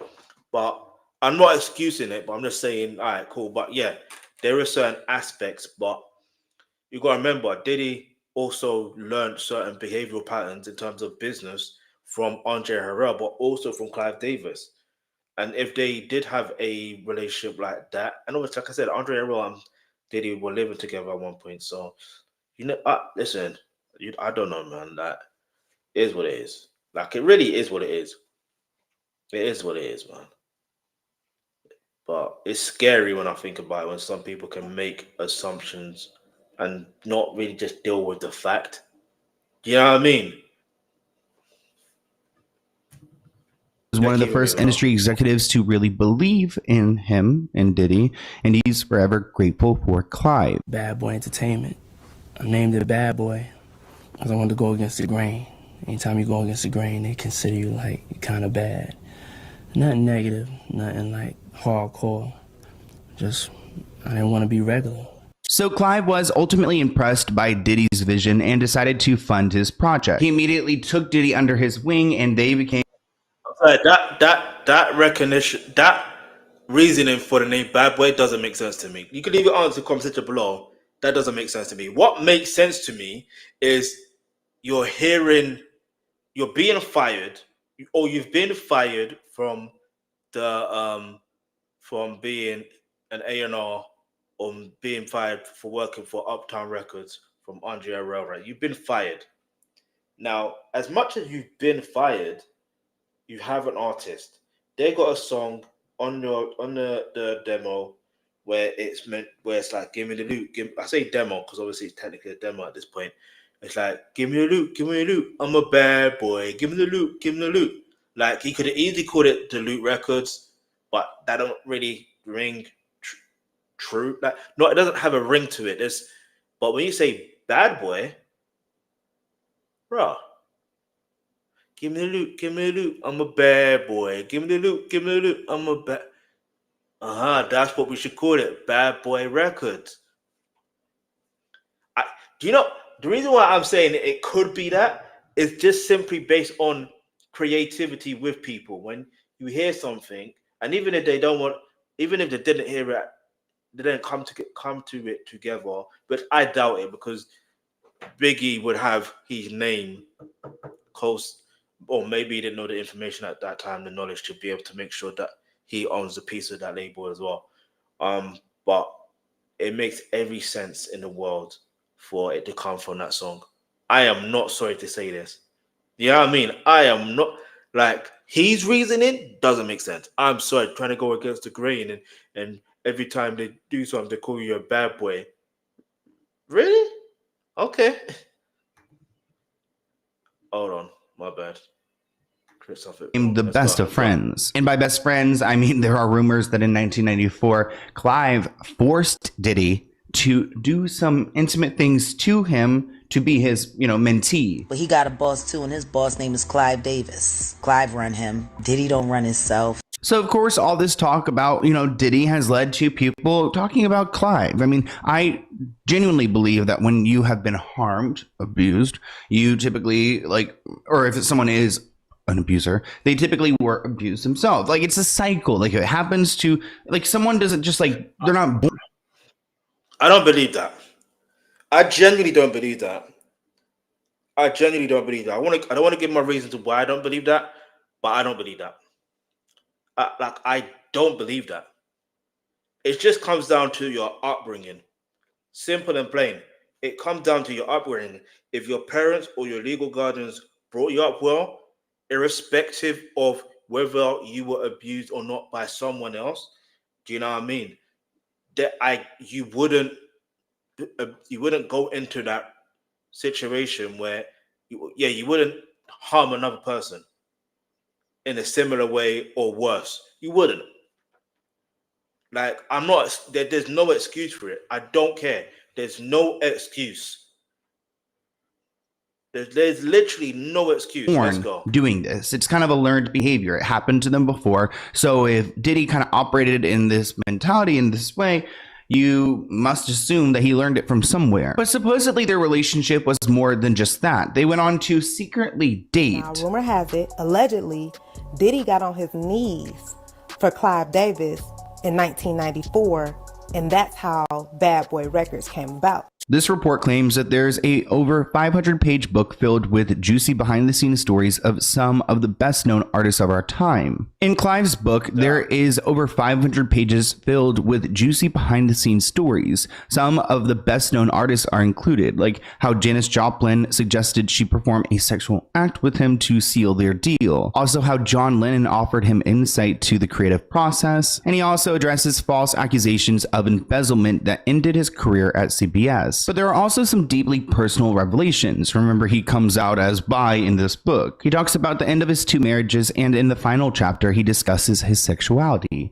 Clive claims for the past 20 years, he's had 2 male partners, a doctor for 13 years, and then somebody else for 7 years. Somebody he will not name or give any descriptor. So, I wonder who that could be. When pressed about why he doesn't name the men he's had relationships with, he said it is their privacy he's protecting, not his own. Clive said that he and his current partner share the same experiences as any other. They travel and attend industry events together, but he prefers not to reveal his identity. We have seen Clive. Did he really say that? So obviously some people are going to put the puzzle together and be like, that puzzle fits here. That puzzle fits here. Ahead, the picture is Diddy. and Diddy at plenty of events together. I'm assuming he's talking about the doctor in this situation, but it is interesting to see that he is really protective over this other guy. I mean, if he said rapper, we would all know, and he knows that. It's speculated that Clive taught Diddy to take advantage of a younger, up-and-coming artist. We see this in many cases, one of them being Christopher Williams. Now, Jaguar Wright claims that Diddy had a meeting with a singer named Christopher Williams about possibly signing. Oh no. We are not going to do that to Christopher Williams. All right? We are not going to do that to Christopher Williams. Let him speak his experience, please. No, don't do that to Christopher Williams. Get me? From New Jack City. Nah, don't do that, bruv. Anyway, and not only that, I think he's also alleged. Well, I think he's related to Albie Shaw as well, and then also related to someone else from the industry. I forgot her name, but anyway, let's go. A demo deal. The attorney needed to get approval for some paperwork and went into Diddy's office. Actually, this attorney walked into Diddy's office and saw that Christopher Williams was performing, I guess, a blowjob onto Diddy. She walked in and it was a surprising sight, but it didn't bother the lawyer as much as it embarrassed her. She played it cool until Diddy brought it up the next day. He was allegedly aggressive, asking her if she intended on telling anyone. When she politely asked him why he hadn't locked the door, he reportedly replied, "I'll do whatever the F I want to in my building. It's power, see? If I can make a man suck my D, I could make people do anything for money." Ooh, okay. There was a young woman, beautiful woman. She's a lawyer, or at least she was. She used to be an entertainment lawyer while she was working at Bad Boy, because she was one of the lead counsels for Bad Boy Entertainment. She witnessed something that was disturbing to her.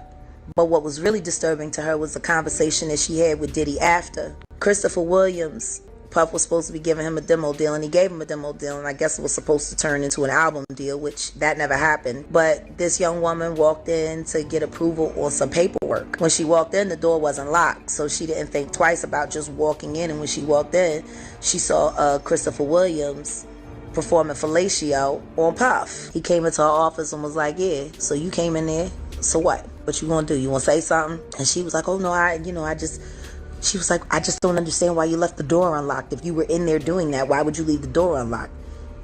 He said, "I'll do whatever I want to do in my building." And I just don't know. He was like, "It's power, see? I can make a man," he said, "if I can make a man suck my dick, I can make people do anything." If I was that lawyer, I would feel so uncomfortable. I mean, I would want to quit, but I feel like if... Hear me out, yeah? I'm not saying it's true, and I'm not saying it's not true. But my first thoughts are this. Where is this lawyer? Where did this information come from? Because Jaguar Wright, like I said, whatever she says, you have to take with a pinch of salt, because most of the things that she has said, they've all been long-standing rumors. She just happens to be someone that's come from within the industry that's now not really afraid to speak on certain topics. Do you understand?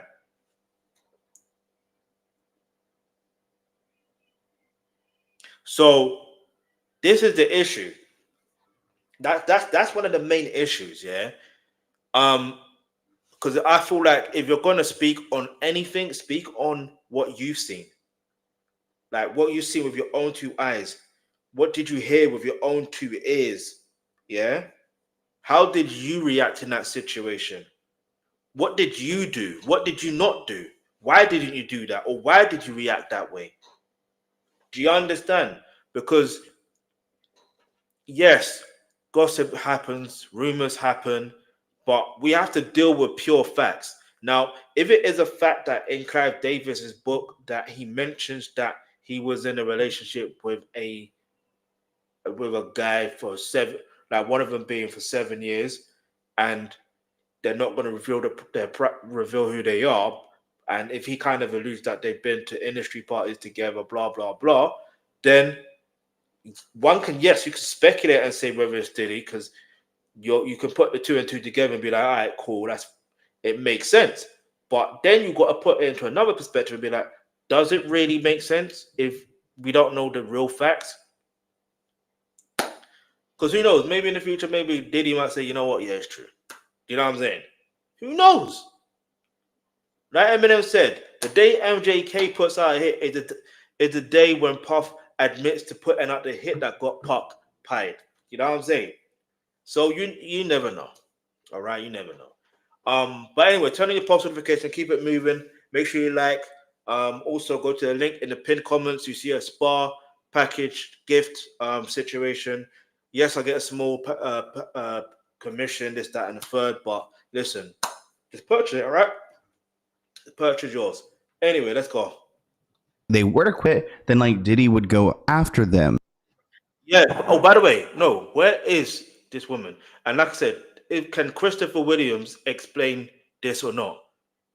I need to know if Christopher Williams has actually spoken on this. I want to know.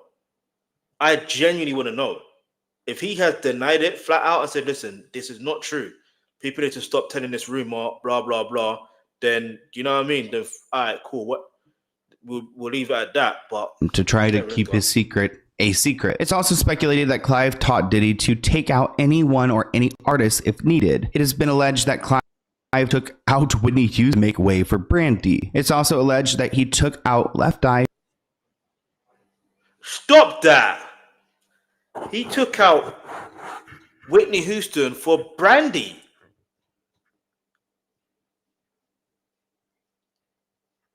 All right, look, we can speculate and say, yes, he's allegedly linked to this. There's a party going on, and Whitney Houston's up there in the hotel, and this is like, you know what I mean? Yeah.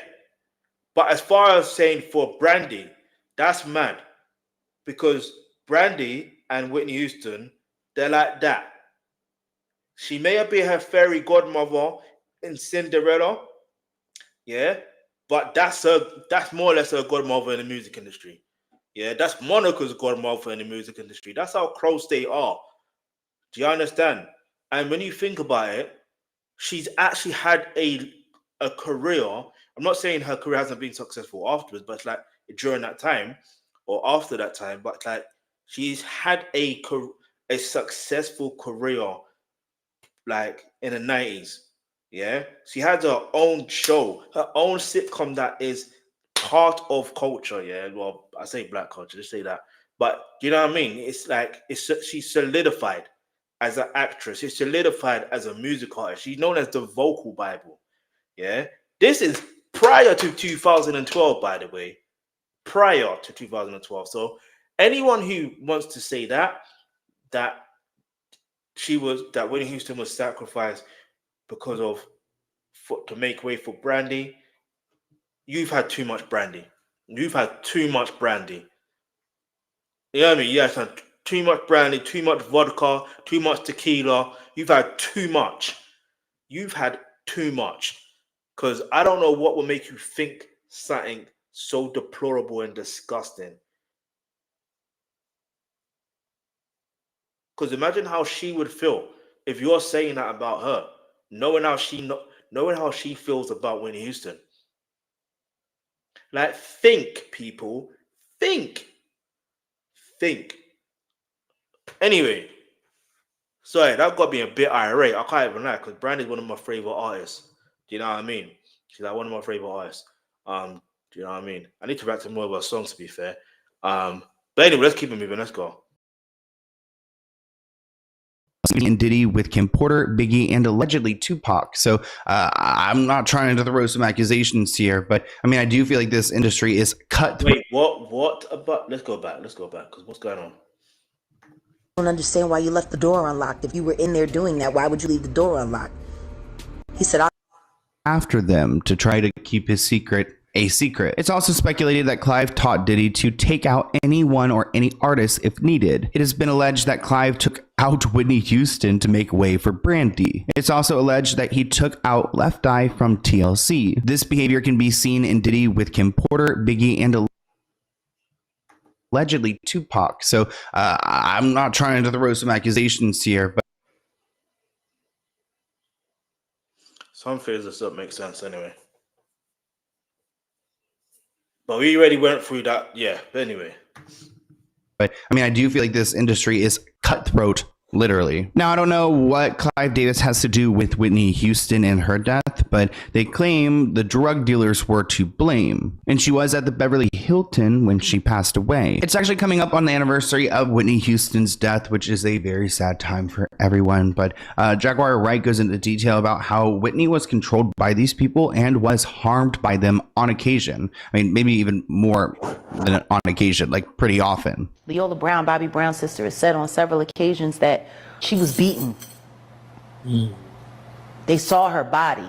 She didn't just die in a tub, like she was beat up. Her and Clive had a fight 2 days before. And from what I was told, Bobby Christina was present for some of that fight. And then the next thing you know, she's dead. If she was present for that fight, there's got to be a video of Bobby Christina talking about whether there was a fight that she saw. There has to be. If there isn't, yeah. Ray J was the last person to see her alive. He let the drug dealer in, but she was so... How do you know Ray J was the last person to see her alive? How do you know? Jaguar Wright, I've got questions for this. I've got a question for her. How, with all the... Anyway, I won't say it. Right?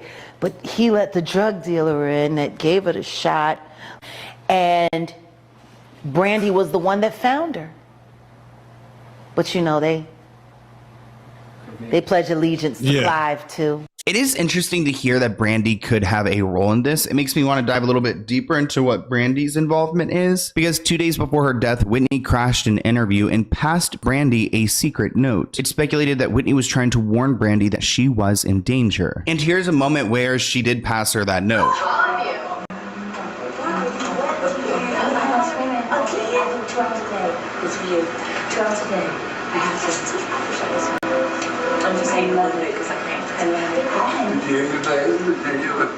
And we've heard Jaguar Wright share a lot about these people. Actually, I wonder like how she feels safe in this whole situation, especially talking about Diddy and what he's been up to. I'm sorry, I'm a little upset about it because Al B. Sure just came out of his coma, and I've been talking to Al and we've been texting back and forth, and I'm just glad that he's alive to text. But when you think about Kim, I was thinking to myself the other day, Uptown Records started with 5 people. By the way, I'm going to mention one more thing, yeah. This is a bit strange to say, but basically, you see with this whole situation regarding Brandy and why some people want to say she's involved, like, you don't need to allow it, man. You don't genuinely need to allow it. Just because the note, she passed a note, you don't know what that note could have said. Do you know what I mean? You don't know what that said.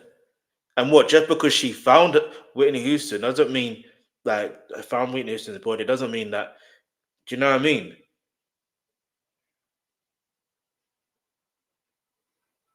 Like, some people are more scary than Clive Davis. That's all I'm gonna say. That's what that sounds like to me. Because how can you even insinuate such utter nonsense? If you got the facts and you got the evidence to prove it, prove it. If you can't, allow it. But with Jaguar Wright, I know some of the things he may say is right, but there's some things that are wrong by a lot. But let's keep it moving. Andre Harrell, Al B. Sure, Heavy D, and Puffy. And Kim was the longest working employee because she was there from the very beginning. She was Andre's personal assistant. Kim is dead. Heavy D is dead. Andre Harrell is dead. The only 2 left are Puffy and Al almost died. Isn't that interesting? That is interesting. Heavy D was found dead, face down in the heart attack. Andre Harrell, heart attack. Kim died from pneumonia, but there's the first coroner's report that said that she died it was ruled a homicide, and they found toxins in her body to prove that she had been poisoned. You know, they have poisons that create heart attack and pneumonia-like symptoms. And then right after that, Al had a meeting, and I was going to meet up with him because we were in Vegas. And then the next thing you know, you want to know what they all had in common, though? The survivors and the late of Uptown Records, they were all writing tell-all books. It is really scary to see all those members die, and it's kind of a money game. I mean, you know, he doesn't want to share any of the power with anyone else, so he's gotten rid of all of them, and plus he doesn't want that book out. I mean, it's giving very much like, I mean, of course, Justin Timberlake did not try to do this to Britney, but he was super worried about this book and tried to legally go after her book where she exposed him. And looks like, you know, Diddy takes a different approach. He like literally goes after them and not in a legal way. Now, Biggie Smalls was killed in a drive-by shooting, which seems very convenient. And it turns out that Diddy and Clive Davis were really mad at Biggie for leaving Bad Boy Records. Maybe mad enough to, you know, pop one in him. I don't know. Who you think was madder than a mother outside of Diddy? Clive Davis. Clive Davis is going to say, we need to have a discussion with that guy there. Because this guy right here took a multi-million-dollar deal elsewhere, and he got famous through Arista and Bad Boy Records. How do this make us look? Our artists that we developed took a multi-million-dollar deal to our competitors. They used to go around and kill people for a price. The death of Biggie Smalls and Tupac and all those people are a whole other video. And if you guys want those, comment below. But I hope you guys enjoyed this video, and I'll see you in a new one soon. Bye, guys. Alright, that was an interesting watch. Like I said, I had to break down some of that because some things are true and some things are just wow.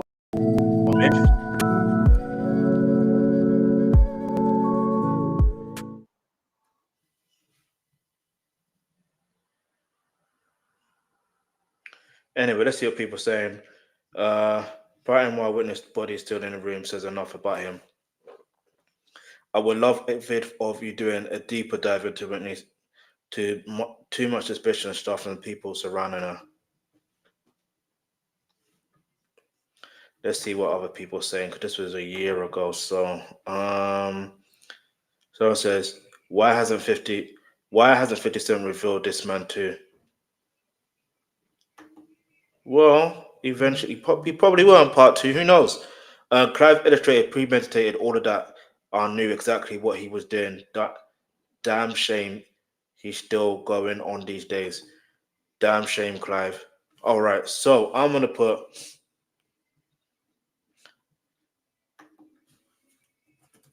there is a lot more to this, but the real mastermind behind Diddy is all his enablers from way before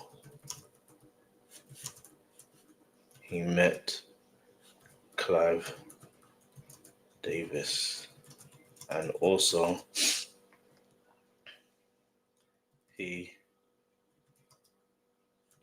I'll put that. Because at the end of the day, like I said, with this whole deal in regards to Sean Combs, it's one thing that the whole, like, I don't think people understand the whole scenarios. Because, yeah, you've got the Whitney Houston situation. I know people want to try and link Brandy, but I don't understand the Brandy. It doesn't make sense to me. Just logically, it doesn't make no sense. All right? But bear with me anyway. By the way, what I need you to do is go to the pinned comments. Yeah, because obviously I know it's all of this is heavy-handed. So a spa package is what you need. So go to the link in the pinned comments. Go purchase yours. Yeah, I get a small commission. But, yeah, man, got to get paid in that. You know what I'm saying? Anyway, let me see something real quick. Give me a second, people. Let me just prepare for the next one.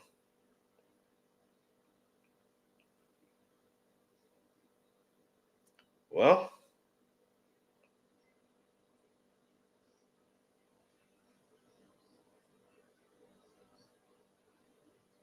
where was I? Let me get to my notes. All right. All right, so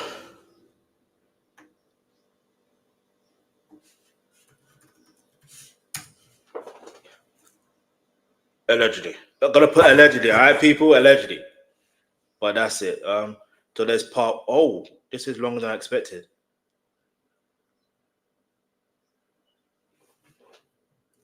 Anyway, let's keep it moving. Let's go. This is part 1, by the way. So clearly, part 2 we're going to do another day.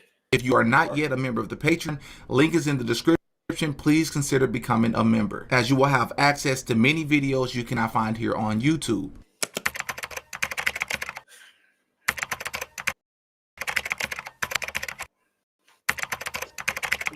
Did he dive on that? Right? There are 3 people that I'd argue played the biggest roles in the rise of P. Diddy early on. A guy by the name of Andre Harrell, who worked at Def Jam and later founded Uptown Records in 1986. This is where Diddy would work for Harrell as an intern all the way to talent director and later VP of AR, where he would discover and help develop Mary J. Blige and Jodeci. There you go. I was thinking to myself the other day, Uptown Records started with 5 people. Andre Harrell, Al B. Sure, Heavy D, and Puffy. And Kim was the longest working employee because she was there from the very beginning. She was Andre's personal assistant. Kim is dead. Heavy D is dead. Andre Harrell is dead. The only 2 left are Puffy and Al almost died. Wow, that image is so scary. That is interesting.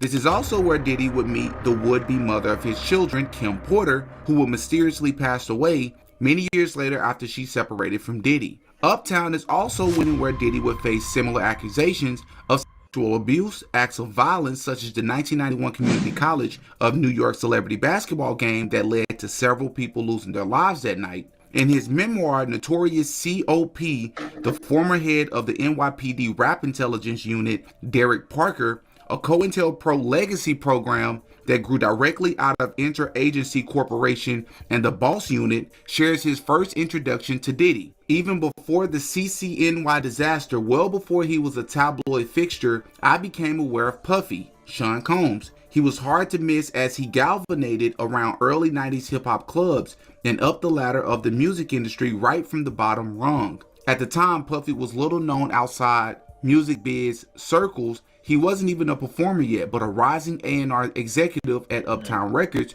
who threw crazy, notoriously raucous parties at a Midtown club called Red Zone. I knew about Puffy even then because I'd always kept one foot in the music world. I'd been promoting parties and hitting the clubs, as well as performing and recording demos as an R&B singer. And then Harrell would eventually fire Diddy in 1993, but surprisingly, or not so surprisingly, for reasons completely unrelated to those accusations, but instead due to Harrell feeling that Diddy had become too quote-unquote cocky. And Harrell is also the one responsible for hiring Israeli-American Lear Cohen, who has worked with several prominent figures, including Young Thug, another Masonic puppet we have covered on this channel multiple times. Another major influence or mentor of Diddy's, I would have to say, is Russell Simmons. Maybe more so I'm sorry, when indirectly. they call him a puppet, I might say, whoop-de-doo! Hey, if you're a Young Thug fan, it is what it is, man. Relax. Covered in the past, along with his allegations against him in my open. We need to react to more this guy's content. Give me a second. Let me subscribe to their content right now. I should subscribe to Sloan's content as well, but I will next time where I come to his channel, react to his channel. You know what I'm saying?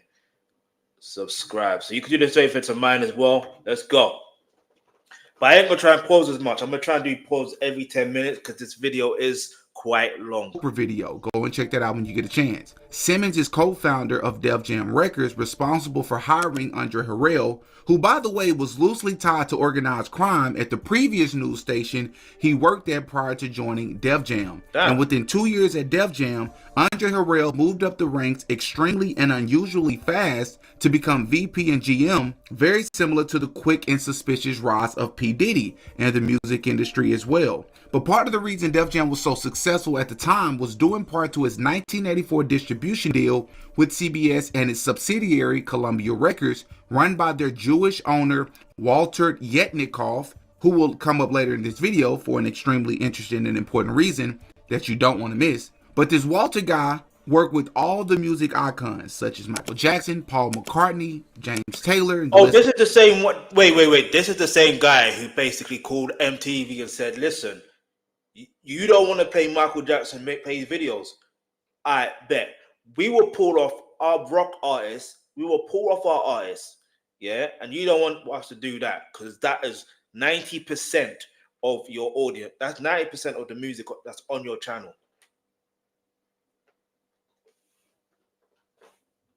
And then that's how Michael Jackson basically ended up on MTV. You know what I mean? And creating history. Anyway. Goes on. But he was also a close friend of another guy by the name of Clive Davis. Clive Davis, I would argue, is the third and most influential groomer mentor of not only Sean Diddy Combs' career, but also his behind-the-scenes inappropriate behaviors, allegations, and tactics. And because of this, Clive Davis will be the sole focus of today's video. In fact, what many people don't know and will learn in this video is that Clive Davis's rise and dominance in the music industry is 100% tied to organized crime and intelligence agencies. And I will prove that in this video. Usually recognized as a pioneer and a legend in the music industry, Clive Davis has also been called an evil master puppeteer, accused of controlling artists' lives, using them until they were no longer any good to him, then disposing of them, and accused of sexually, financially, and psychologically exploiting many people in the music industry. Former CEO of Death Row Suge Knight even claims himself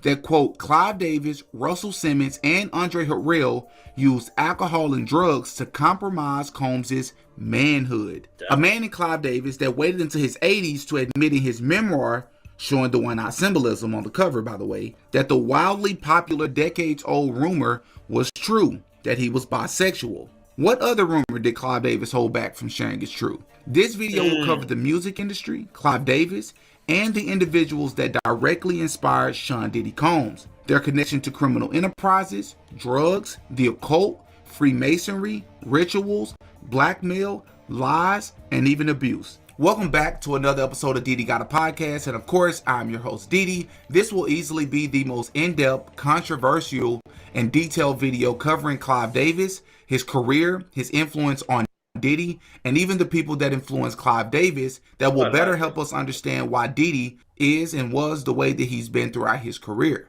Trust me, I've done the research.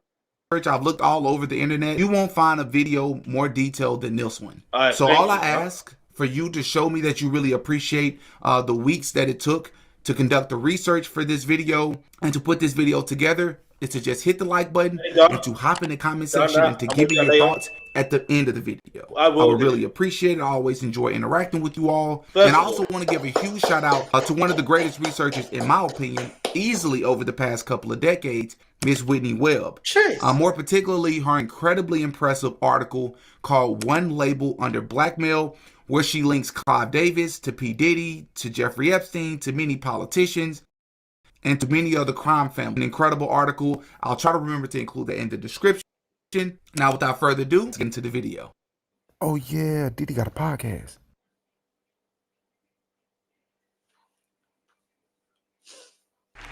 My next guest has nurtured such superstars as Barry Manilow, Melissa Manchester, Chicago, Simon and Garfunkel, Janis Joplin, and the list is endless. Today he's brought his latest discovery with him, and she is, in 2 words, simply breathtaking.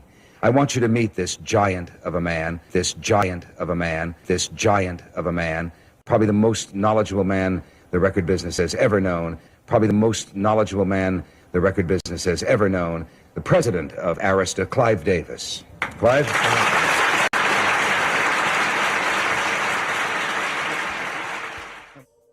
Clive Davis was born on April 4th, 1932 in Brooklyn, New York City to Jewish parents Herman and Florence Davis. So to be clear, Clive Davis is listed as both Jewish and from European Ashkenazi descent. His father was an electrician and salesman. Davis was raised in Crowns Heights, Brooklyn, and attended Erasmus Hall High School. His mother died at the age of 47, and his father died the following year when Davis was still a teenager. Clive Davis then moved in with his married sister, who lived in Bayside, Queens. Then Davis attended New York University College of Arts and Science, where he graduated magna cum laude with a degree in political science and Phi Beta Kappa in 1953.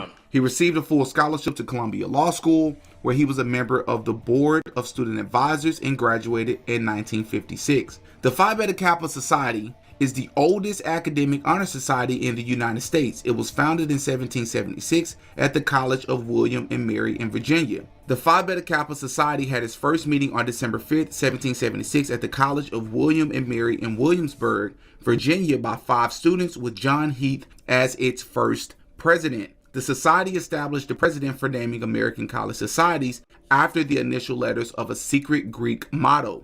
The group consisted of students who frequented the Rayleigh Tavern as a common meeting area off the college campus. A persistent story maintains that a Masonic lodge also met at this tavern, but the Freemasons gathered at a different building in Williamsburg. Some of the original members of Phi Beta Kappa did become Freemasons, but later in life. Whether the students organized to meet more freely and discuss non-academic topics or to discuss politics in a revolutionary society is unknown. The earliest records indicate only that the students met to debate and engage in oratory and on topics that would have been not far removed from the curriculum. Someone by the name of Alicia Parmalee, an alumnus of Yale College and Harvard College, passed through Williamsburg and took charters from the Phi Beta Kappa to establish branches of the society at these schools. A second chapter was founded at Yale College in late 1780, a third at Harvard College in 1781, and a fourth. I'm so glad he's breaking it down like this, because it gives you a proper in-depth insight. So yeah, like I said, the first thing we reacted to, that was the breakfast. The second thing we reacted to, that was the main course, but this is the dessert. And the dessert is often a sweetener in it. You know what I'm saying? So that's that. Let's keep it moving. At Dartmouth College in 1787. Phi Beta Kappa was a secret society to protect its members and to instill a sense of solidarity. The new society was given the motto that translates in English to mean love of learning is the God of life. Greek was chosen because it was the language of science in Roman times. So Phi Beta Kappa member Clive Davis would go on to practice law in a small firm in New York, then moved on to the firm of Rosenman and Collin, LLP 2 years later, where partner Ralph Collin had CBS as a client. Rosenman and Collin just so happened to represent 2 offshore banks owned by someone named Bruce Rappaport, which makes me wonder if he's related to the comedian and actor Michael Rappaport, but that's neither here nor there, which reportedly acted as a holding sites for money linked to various illegal enterprises, including drug trafficking. According to One Nation Under Blackmail, which will be linked in the description, Rappaport had strong connections with the CIA, most notably through his friendship with William Casey, as well as ties to Israeli intelligence and organized crime circles. He was especially linked to criminal networks involving Simeon Mogilevich, a major Eastern Europe crime figure who later formed a business partnership in the late 1980s with the one and only Mossad agent Robert Maxwell, who, for those of you who don't know, is the father of Ghislaine Maxwell, Jeffrey Epstein's right-hand accomplice. Davis was subsequently hired by a former colleague at the firm, Harvey Sheen, to become assistant counsel of CBS subsidiary Columbia Records at the young age of age 28, and then general counsel the following year. Harvey Lester Sheen was also Jewish of European Ashkenazi descent that came from a Jewish immigrant family background in New York. And then Harvey Sheen was actually the protege of someone called William Paley, who is the son of Ukrainian Jewish immigrants, known as the quote-unquote father of modern broadcasting. During World War II, Paley served in the Office of War Information and became Chief of Radio of the U.S. Military Psychological Warfare Division. Paley also had a very close relationship with the wealthy descendants of the Rockefeller dynasty, David and Nelson, as well as others close to the Rockefellers, such as former Secretary of State Henry Kissinger. As part of a reorganization of Columbia Records Group President Goddard Leberson, a white guy born in 1911 in England to Russian Jewish immigrant parents, appointed Davis as administrative vice president and general manager in 1965. And this guy Goddard is actually known as a pioneer for expanding the label's influence and creating a corporate culture where Jewish lawyers and executives come to the music industry. In 1966, CBS formed the Columbia CBS Group, which reorganized CBS's recorded music operations into CBS Records, with Clive Davis heading the new unit. In 1967, Clive Davis would take an interest in the newest generation of folk rock and rock and roll. In June of 1967, Davis attended the Monterey Pop Festival after his friends and business associate Lou Adler convinced him. Lou Adler was a Jewish-American record and film producer and the co-owner of Roxy Theater in West Hollywood, California, and worked with several musical legends, Sam Cooke, the legendary soul artist, but also the alleged quote-unquote pansexual, as it states in his 2005 biography, Dream Boogie, The Triumph of Sam Cooke, that he quote, had an appeal for both sexes, generating a pansexual hysteria. Well, attending this concert would actually lead to Clive Davis signing Janis Joplin, the same Janis Joplin that Clive Davis will later admit offered him sexual favors to be able to move up in the music industry, and he claimed to have declined these sexual favors. This also would lead to him signing Pink Floyd, Bob Dylan, and even legendary groups such as Aerosmith and Earth, Wind & Fire to Columbia Records in 1972. The same Bob Dylan that is on record infamously alluding in an interview to the fact that he sold his soul a long time ago and has to keep up his end of the bargain. Why do you still do it? Why are you still out here? Well, it goes back to the destiny thing. I made a bargain with it, a long time ago, and I'm holding up my end. What was your bargain? To get where I am now. Should I ask who you made the bargain with? with the chief commander. On this earth? And this earth, and then in a world we can't see. Earth, Wind & Fire, for those of you who don't know, was no different from Bob Dylan or any of these other greats that we have discussed on this channel. They were heavily into the occult and astrology as well. In fact, astrology is what led to the name of their group, Earth, Wind & Fire. Heavily inspired by not only Clive Davis, but another guy named Maurice White, who was the founder of the group. He was really big into universal love, enlightenment, and the quote-unquote love is love concept. Maurice was also heavily infatuated with pyramids, the Sphinx, which we have discussed several times concerning the Boule, and infatuated with ancient Kemet, or ancient Egyptian mythology. And he was open about it in interviews. The Bible, which is often used as a distraction and confusion in Freemasonry and fraternities, much like what we heard from ex-sorority member Melissa Blair. This is done to make it appear as if their belief system is rooted in the God of the Bible, when the truth is many Freemasons are taught to study all religions so that they can be well equipped and well informed to be able to better disarm many believers. But I digress. These people were also heavily influenced by Aleister Crowley as well, as he was already extremely influential in the music industry by the 1960s and 70s. For example, the Beatles included Crowley's face on the Sgt. Pepper Lonely Hearts Club Band album cover in 1967.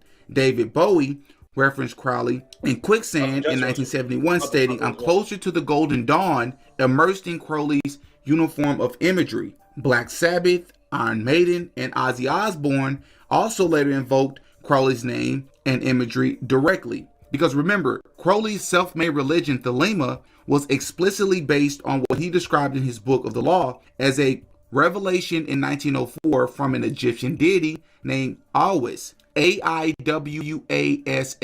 We also spoke about Crowley's heavy influence on the younger generation, such as XXXTentacion as an example. But it was in 1973 when the first quote-unquote big scandal would make major headlines as CBS fired Clive Davis amid allegations of misuse of funds and providing drugs to artists and disc jockeys as part of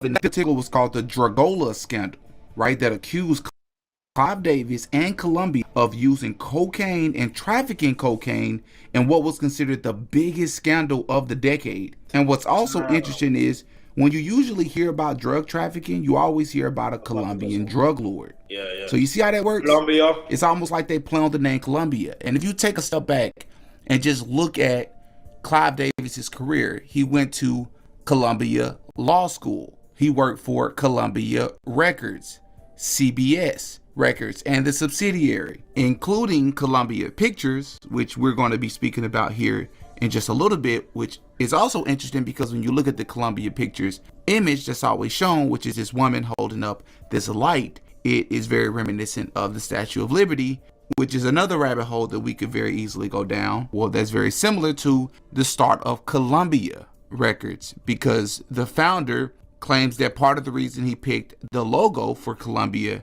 Records or Columbia Pictures, which is, in my opinion, the all-seeing eye, was because they had a quote-unquote vision for this new world of music. But I digress. It says here, CBS, in connection with the Project Sound probe, uncovered that he left a quote-unquote trail of phony invoices totaling at least $94,000 over 6 years that were meant to cover up Davis's use of funds for personal parties and renovations to his properties. Davis was ultimately fired by CBS as a result. After Davis was fired from CBS Records in 1973 for allegedly using company funds to pay for his son's bar mitzvah, Columbia Pictures then hired him to be a consultant for the company's Bell Records label. Shortly after, Davis took over, changed the name, and then founded Arista Records in 1974, which ironically enough, or maybe not so ironically enough, the logo for Arista Records seems to highly resemble the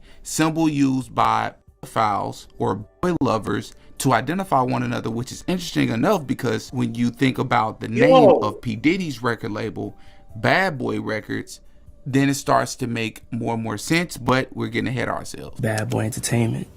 I named it Bad Boy. I want to go against the grain. Anytime you go against the grain, they consider you like kind of bad.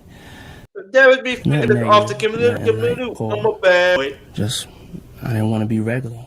What many people don't know is that that label was actually co-founded alongside Clive by a Jewish man named Alan Hirschfeld, who had recently become CEO of Columbia Pictures in 1973. And Alan was mostly able to achieve this goal, as in becoming CEO of Columbia Pictures, due to his connection to Jewish Hey, yo, this is a lot of in-depth information. I appreciate content like this. And I think if there's more interesting content for me to react to on this guy's channel, best believe I will react to it. So make sure you stay subscribed, turn on your post notifications, and make sure you leave a comment in the comments below. Make sure you like. And because this is a lot of information, again, I'm going to recommend that you go to the pinned comments, go to that link, and purchase your, beauty spa package gift. And, well, listen, if you're a guy watching this, then obviously gift it for a woman in your life, like your wife, or your sister, or your niece, or your mom, or your aunties, or, do you know what I mean? Or your grandma, yeah. But anyway, let's just keep it moving. Let's get back into it. Get me no delay. Let's go. Founders of Allen and Company, Charles and Herbert Allen, who were close friends with Allen's father, Norman. Crime will run rampant in this video, as you will see, but crime also was no stranger to the Allen family, as it states here. Charles and Herbert Allen and their firm, Allen and Company, have documented ties to intelligence-linked figures and scandals, as well as organized crime. As One Nation Under Blackmail, the Allen brothers had significant organized crime connections, particularly via companies based in the Bahamas that were run and developed by close associates of Jewish mobster and co-founder of the National Crime Syndicate, Meyer Lansky. In addition, Allen & Co. was a client of the CIA-linked David Baird Foundation, and Charles and Allen and David Baird had several dealings with an associate of mob boss Mo Delitz and Alexander Guterma, who was a key part of the United Dye scandal that had also ensnared figures like Warren Khan. The company was named after New York City's secondary school honor society of that same name, of which Davis was a member. The name Arista is derived from the Greek god Aristeus, who was the son of the god Apollo, which is the same Greek god that the Kappa Alpha Psi fraternity worships and vows secrecy and reverence to. After Clive officially launched Arista, he would sign several artists such as Aretha Franklin.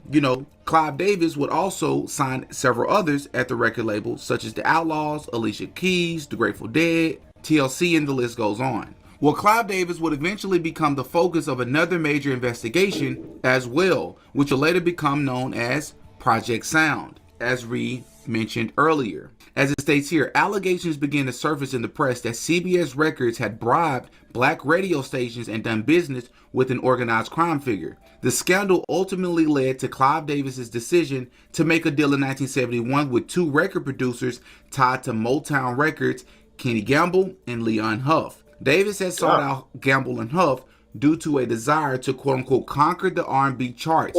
As part of the negotiations, Davis allowed Gamble's and Huff's company to promote the music that, per the deal, was produced and distributed by CBS. CBS was implicated in the arrangement through David Winshaw, Clive Davis's closest aide at CBS. Press reports soon stated that CBS Music subsidiaries were being investigated for bribing radio stations not just with money, but also drugs and sex in order to quote-unquote increase use of its products on black-oriented radio stations. And just to go a little bit deeper, for those of you that don't know, what was payola in a more broader sense? All right, so payola was, or still is, depending on who you ask, the illegal practice of record labels or their intermediaries paying radio stations or DJs to play certain songs, making them seem more popular than they actually were. And it had been a problem in the 1950s and resurfaced again in the late 1970s and 1980s in a more sophisticated form. In the 1980s, instead of directly bribing DJs,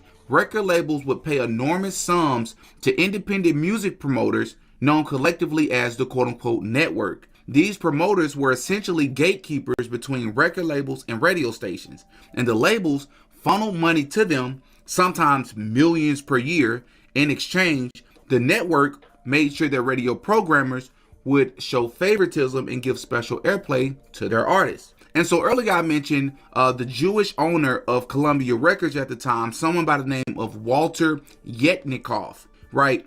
Well, he was also heavily implicated in the payola scandals as well that was taking place in the 1980s. Right? So the way it worked was CBS Records, which was once again ran by Walter Yetnikoff, was one of the biggest clients of the quote-unquote network.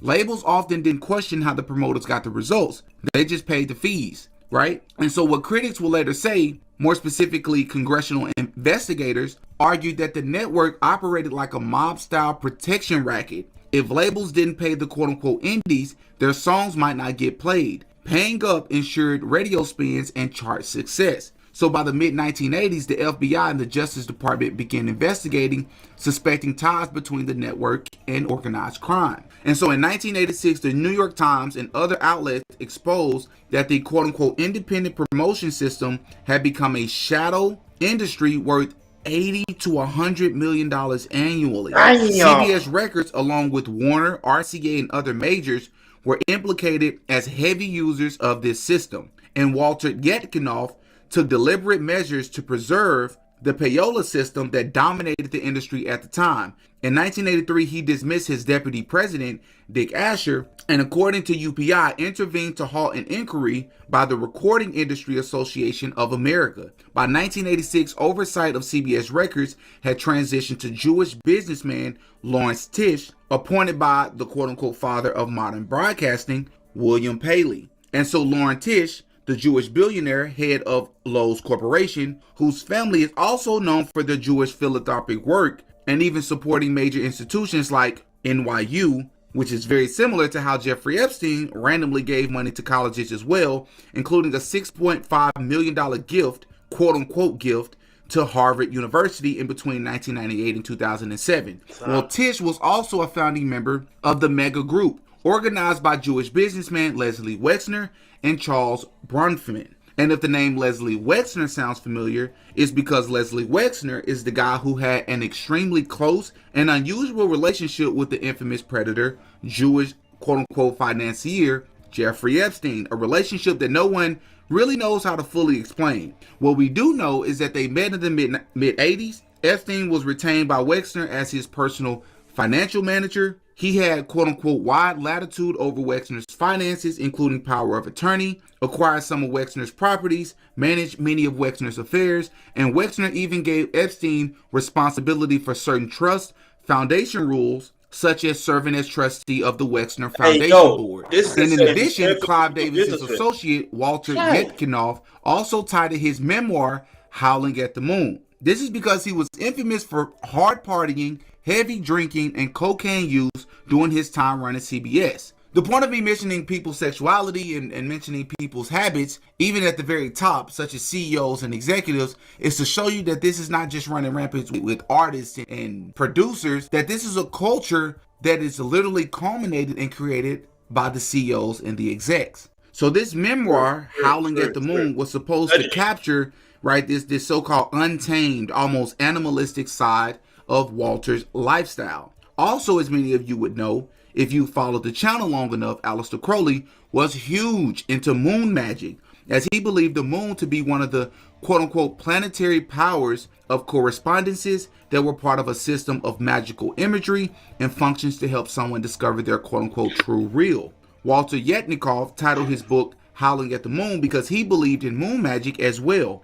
He believed that the moon symbolized something greater than himself. And if you've seen my Michael Jackson video, we cover MJ's obsession with Aleister Crowley and the moon, from his album covers, his attire, 777, and even the quote-unquote moonwalk. The moonwalk had a double meaning. And to help drive this point home, if you're not fully convinced yet, think about it this way. Michael Jackson's sixth album, not his first, not his second, but his sixth album was Thriller. And what was Thriller about, right? The entire concept of the album, but especially the single from the album, Thriller. It was about zombies and werewolves affected by the moon, right? And also, when you think about it like this, Pink Floyd, all of these artists were under Columbia Records at the time, or at some point in time. Take a listen to this. Pink Floyd, Dark Side of the Moon. Michael Jackson has a song called Scared of the Moon. Ozzy Osbourne, Bark at the Moon. Paul Simon, Song About the Moon. Van Morrison, Moon Dance.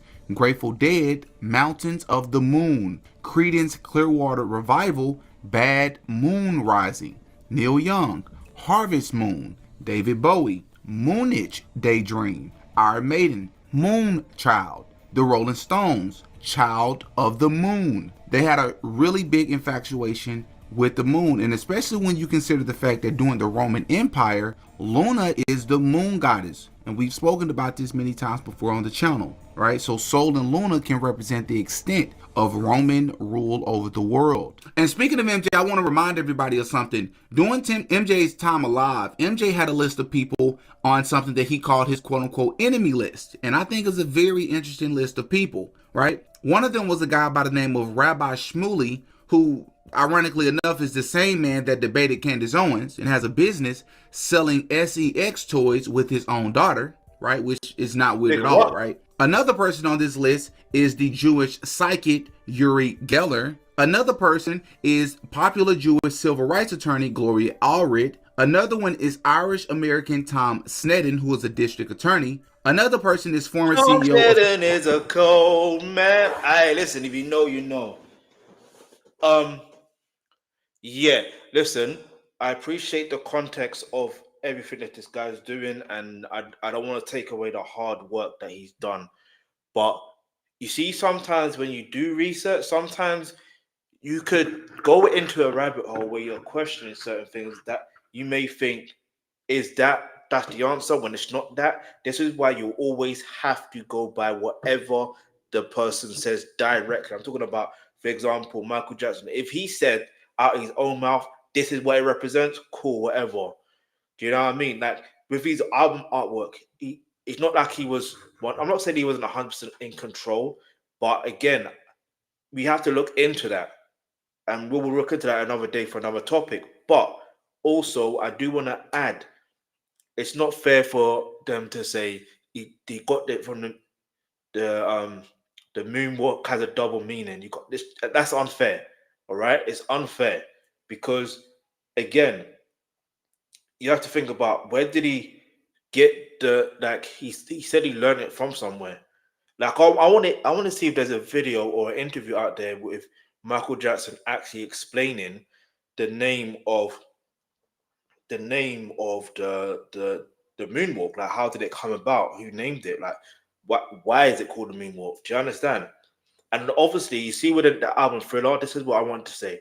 The album Thriller, it came out of the reason why it was called Thriller. I can't remember the full reason why it's called Thriller. I've done my reaction to the making of Thriller, yeah, the actual album.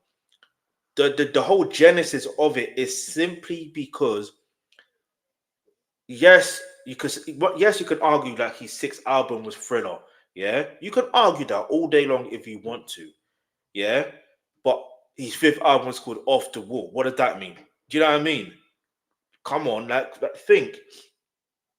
Like he got an album called Invincible. What does that mean then? Brothers on the Dance Floor. What does that mean? Do you understand? Bad. What does that? Come on.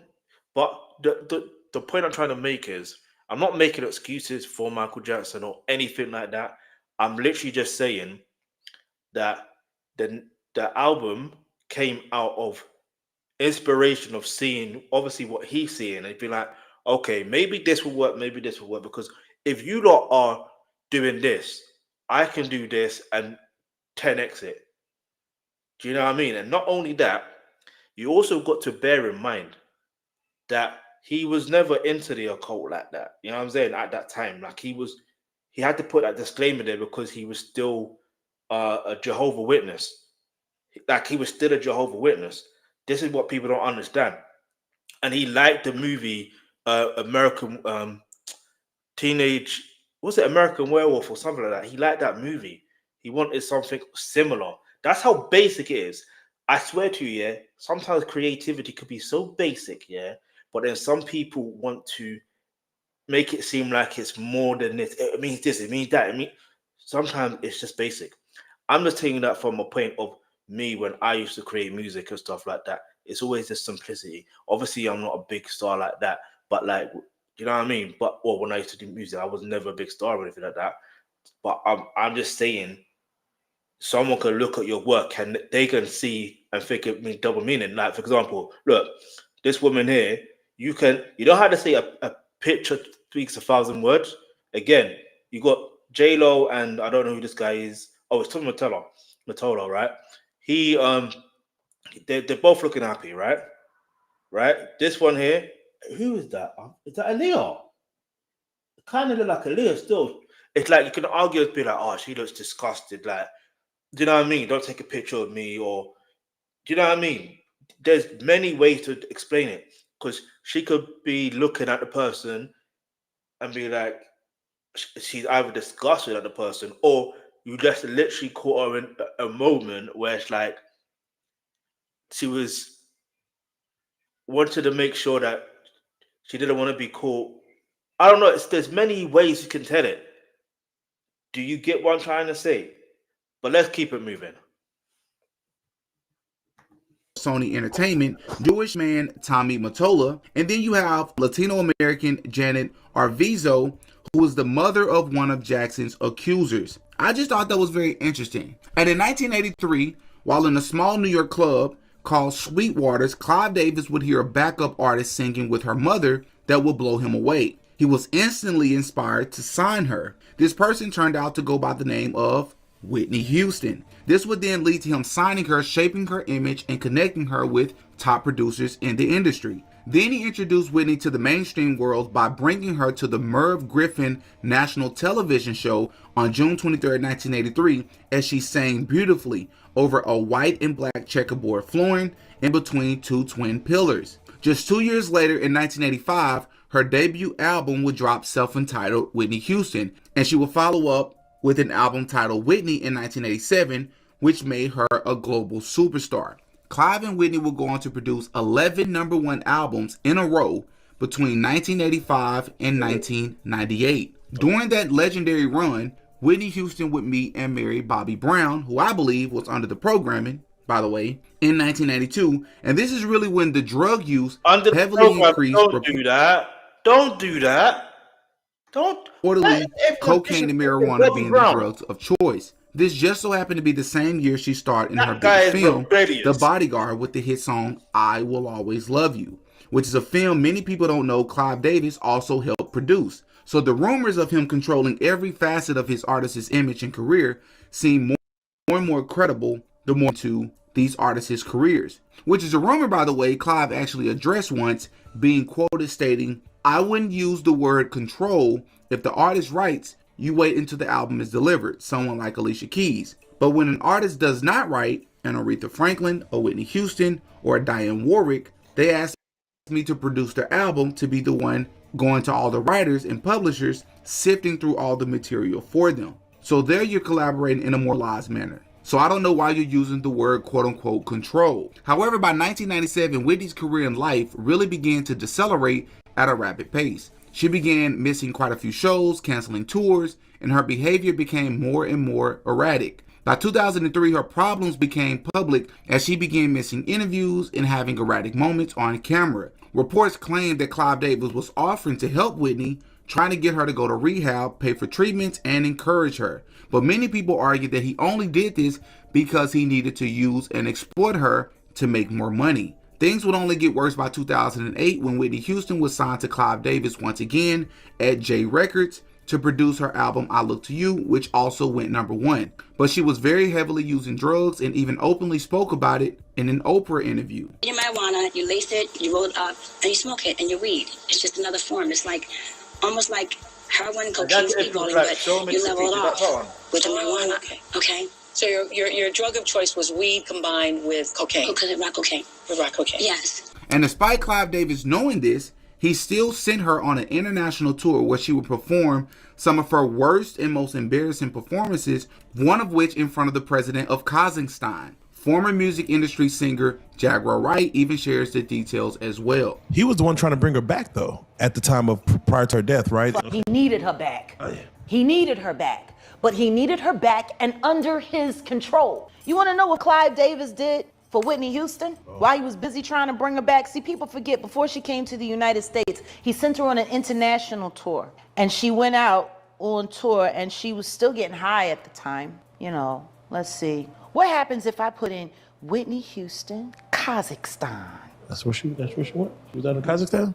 Oh, man. This was not long before she passed away. I think I know. She only did 4 songs. Yeah, I think I know. I think I remember the voice. Yeah, I remember you with the voice. I know you're about to go with this. I think I remember this. Not just the voice. Just everything. The whole show.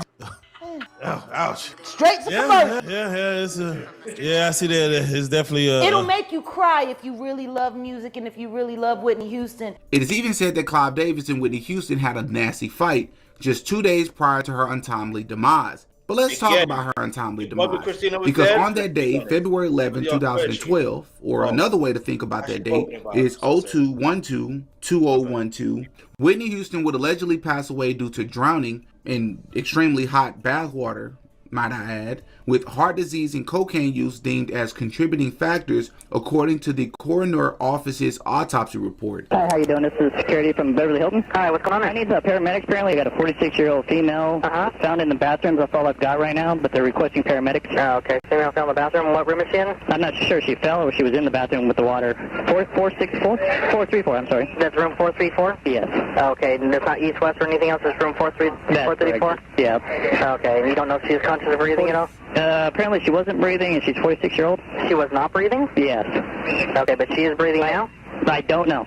However, it was also reported by a private investigator that her body was actually badly beaten, which is inconsistent with the quote-unquote accident narrative. This private investigator also reported that he had evidence to suggest that there were 2 drug dealers that killed Whitney Houston. On this day, she was found unconscious at 3:55 p.m. in suite number 434, submerged in a bathtub at the Beverly Hilton Hotel, which just so happened to coincide with the 2012 Grammy Awards, which took place the same exact day. In fact, the pre-Grammy party, hosted by none other than Clive Davis, continued as scheduled despite everyone in attendance, including Clive, knowing that Whitney's deceased body was laying just above them as they partied. Strong feelings about that. I too was an addict. I know if I were on a set of a movie, even now I recovered for 7 years, we'd have made, if I was coming to a city like LA, we'd have made specific plans that I come in night before or day of performance. Especially if you're not, you've gone into proper treatment and gotten your situation handled. Yeah, that was the first big mistake. For her to come in an entire week before her performance at the party. I'd have never done that. I was just shocked that it was happening. I was seeing all these pictures of her apparently falling out of clubs and covered in whether it was blood or wine, but certainly the fact that she was drinking in public in these clubs in Hollywood seemed to me a potential recipe for disaster. It was. It absolutely was. And I stand by that. This is the thing, if you see things like that, why don't you say anything there and then, help her? To perform at that Unless party. you just seen the She could have provided someone to be there to somehow just keep the riffraff out of the situation. Just keep some of the dangerous people away. Was she very vulnerable, do you think, Whitney, Yes. even to the end, to that kind of situation? Absolutely. I'm very vulnerable. I will never do cocaine again. I know that. But we are sensitive, highly sensitive people, entertainers. You were, I think, going to go to the Clive Davis party. Yes. It was a surreal event where Whitney's body was still in the hotel, and there was this sort of party where apparently half the room were in tears, the other half were kind of partying. What did you feel about that? I thought that was complete insanity. I don't know what to say, man. It's crazy, man. And knowing Whitney, I don't believe that she would have said, the show must go on. She was the kind of woman that would say, stop everything. I'm not going to be there. You know, I don't know what could motivate a person to have a party in a building where the person whose life he had influenced so enormously and whose life had been affected by her. So they were like, I don't understand how that party went. I had Clive Davis by pure chance in here on Friday night with Jennifer Hudson, and he obviously worshipped Whitney, and I think he must have gone through agony when he heard this news, knowing it was 2 or 3 hours till this event. Right. And I think he took the decision to turn it into a tribute to her. And I understand that. I mean, he obviously was wrestling with the right thing to do. That would have been right if it really was a true tribute, and and a true tribute, might have been a truer, a more honest tribute in my opinion, would have been maybe call everybody together, let's say a prayer, and let's eat dinner and go home. One could argue Shaka Khan is completely right. But then on the other hand, it's like, as much as he's right, you just got to know how someone operates. If you know Clive Davis operates in such a way, this is why I said the thing we reacted to earlier, part one. Obviously, this is part one of the video, but the first video we reacted to, that was the breakfast. The second one we reacted to was the dinner, or do you know what I mean? Then now this is the dessert. This is the afters. Do you know what I mean? The sweetener. And the reason why I'm calling it a sweetener is because we're hearing a lot of things and seeing a lot of things and seeing the connection. We're going into a real deep dive, and seeing just how demonic Clive Davis actually is. And like I said, is he worse than Jeffrey Epstein? Jeffrey Epstein's name has been brought up in this video, by the way, just so you know. The name has been brought up at least 2 to 3 times, if that. But he's Clive Davis, that this was a form of an energy harvesting ritual. Remember, the Grammys is usually some sort of public ritual taking place for the masses, as we have covered Sam Smith in the past, Madonna's performance, the 2017 Beyonce performance, and the list goes on. There have also been rumors over the years that Ray J, whom Whitney was allegedly romantically involved with at the time, despite their huge age difference, and even though I have good reason to believe that they actually weren't dating, but it was a different type of relationship that we're about to speak about in a moment, it's been alleged that he was actually present at the hotel when everything happened. Now, I do want to state for the record that he's come out multiple times, actually in a completely different state at a show. I barely speak on Whitney. She's Whitney Houston. Yes. Number one, you mentioned murder. If you look on all my comments, yes, every time I go live, anything, you kill Whitney. Okay. That happens in spam. Now speak your truth on that. Here's the truth. I love Whitney. I was with Whitney every day. She was one of the most important people to me. So y'all had a real relationship. 1000%, bro. The real emotions. Bro, that was my people, bro. We was gonna make it official the night she passed, bro. We didn't get a chance to, and I was on my way back and just never saw her again, bro. Niggas is saying that I was in the room when she died. Bro, that's the biggest cap I've ever heard. I've heard it since the beginning. I wasn't even there. I was nowhere around. Where were you? I was in San Diego doing a show. Okay. When I got back to the hotel, they did not let me up until everything was cleared and it was just the family. That's when I was able to go upstairs and see the family. This is you talking like late at night. When I pull up, I got my shoes. I'm ready to go to the event. I just talked to her on the phone. She's not there no more. It's over. Like, and Ray, who is her bodyguard, he found her and he called me. CNN says Ray J found her. And then 10 minutes later, like, oh no, Ray, her bodyguard. That's 10 minutes later, bro. You get what I'm saying? Mm-hmm. But so, there's a innocence with jumping to conclusion, and you can kind of see why. Obviously, there's similarities in names, but that was not you. I was nowhere to be found. Right. And I hate talking about it because I got so much love for her. I've never seen her in that state. Yeah. They never. So to make me that person when I wasn't even there, and then to put murderer on top of that. Did you guys do drugs? I've never done one drug with Whitney. And then when niggas ask me, did Whitney do drugs? I mean, you don't gotta, there's certain things you can ask me and I'll tell you about me. But you don't gotta ask the other question because you already know, like, it's Whitney. Everybody knows certain answers. After that shit happened, I tried hard drugs for the first time after this happened because I was just like, I didn't know what was going on, bro. I was totally like... Did you ever witness her doing drugs?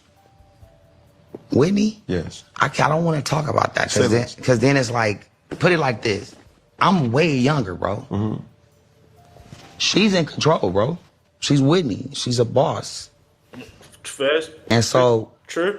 To make me the big dog, I'm not the big dog, bro. I'm the little nigga, bro. I'm the little homie. But of course, as always, after Whitney passed away, just like every other musician and artist, her music and popularity resurged and her numbers skyrocketed, which means once again, Clive Davis came out on the winning side of things. But that's not all. Many people have accused Clive Davis of actually being responsible for calling the drug dealers that showed up to Whitney's hotel that night to collect a 7-figure debt worth over $1.5 million that she owed due to her drug addiction. Damn. And many people also don't know that during the Diddy trial, earlier this year, one of the drug dealers was allegedly named and his name was Ray J. This prompted a couple of people attending the trial to speculate that the only logical conclusion would be that one of the drug dealers was Ray J, the R&B singer, which caused a heated back and forth online between Ray J and the accusers. Ray J was brought up in court today. They told Vanna, drug dealer Ray J, and she said,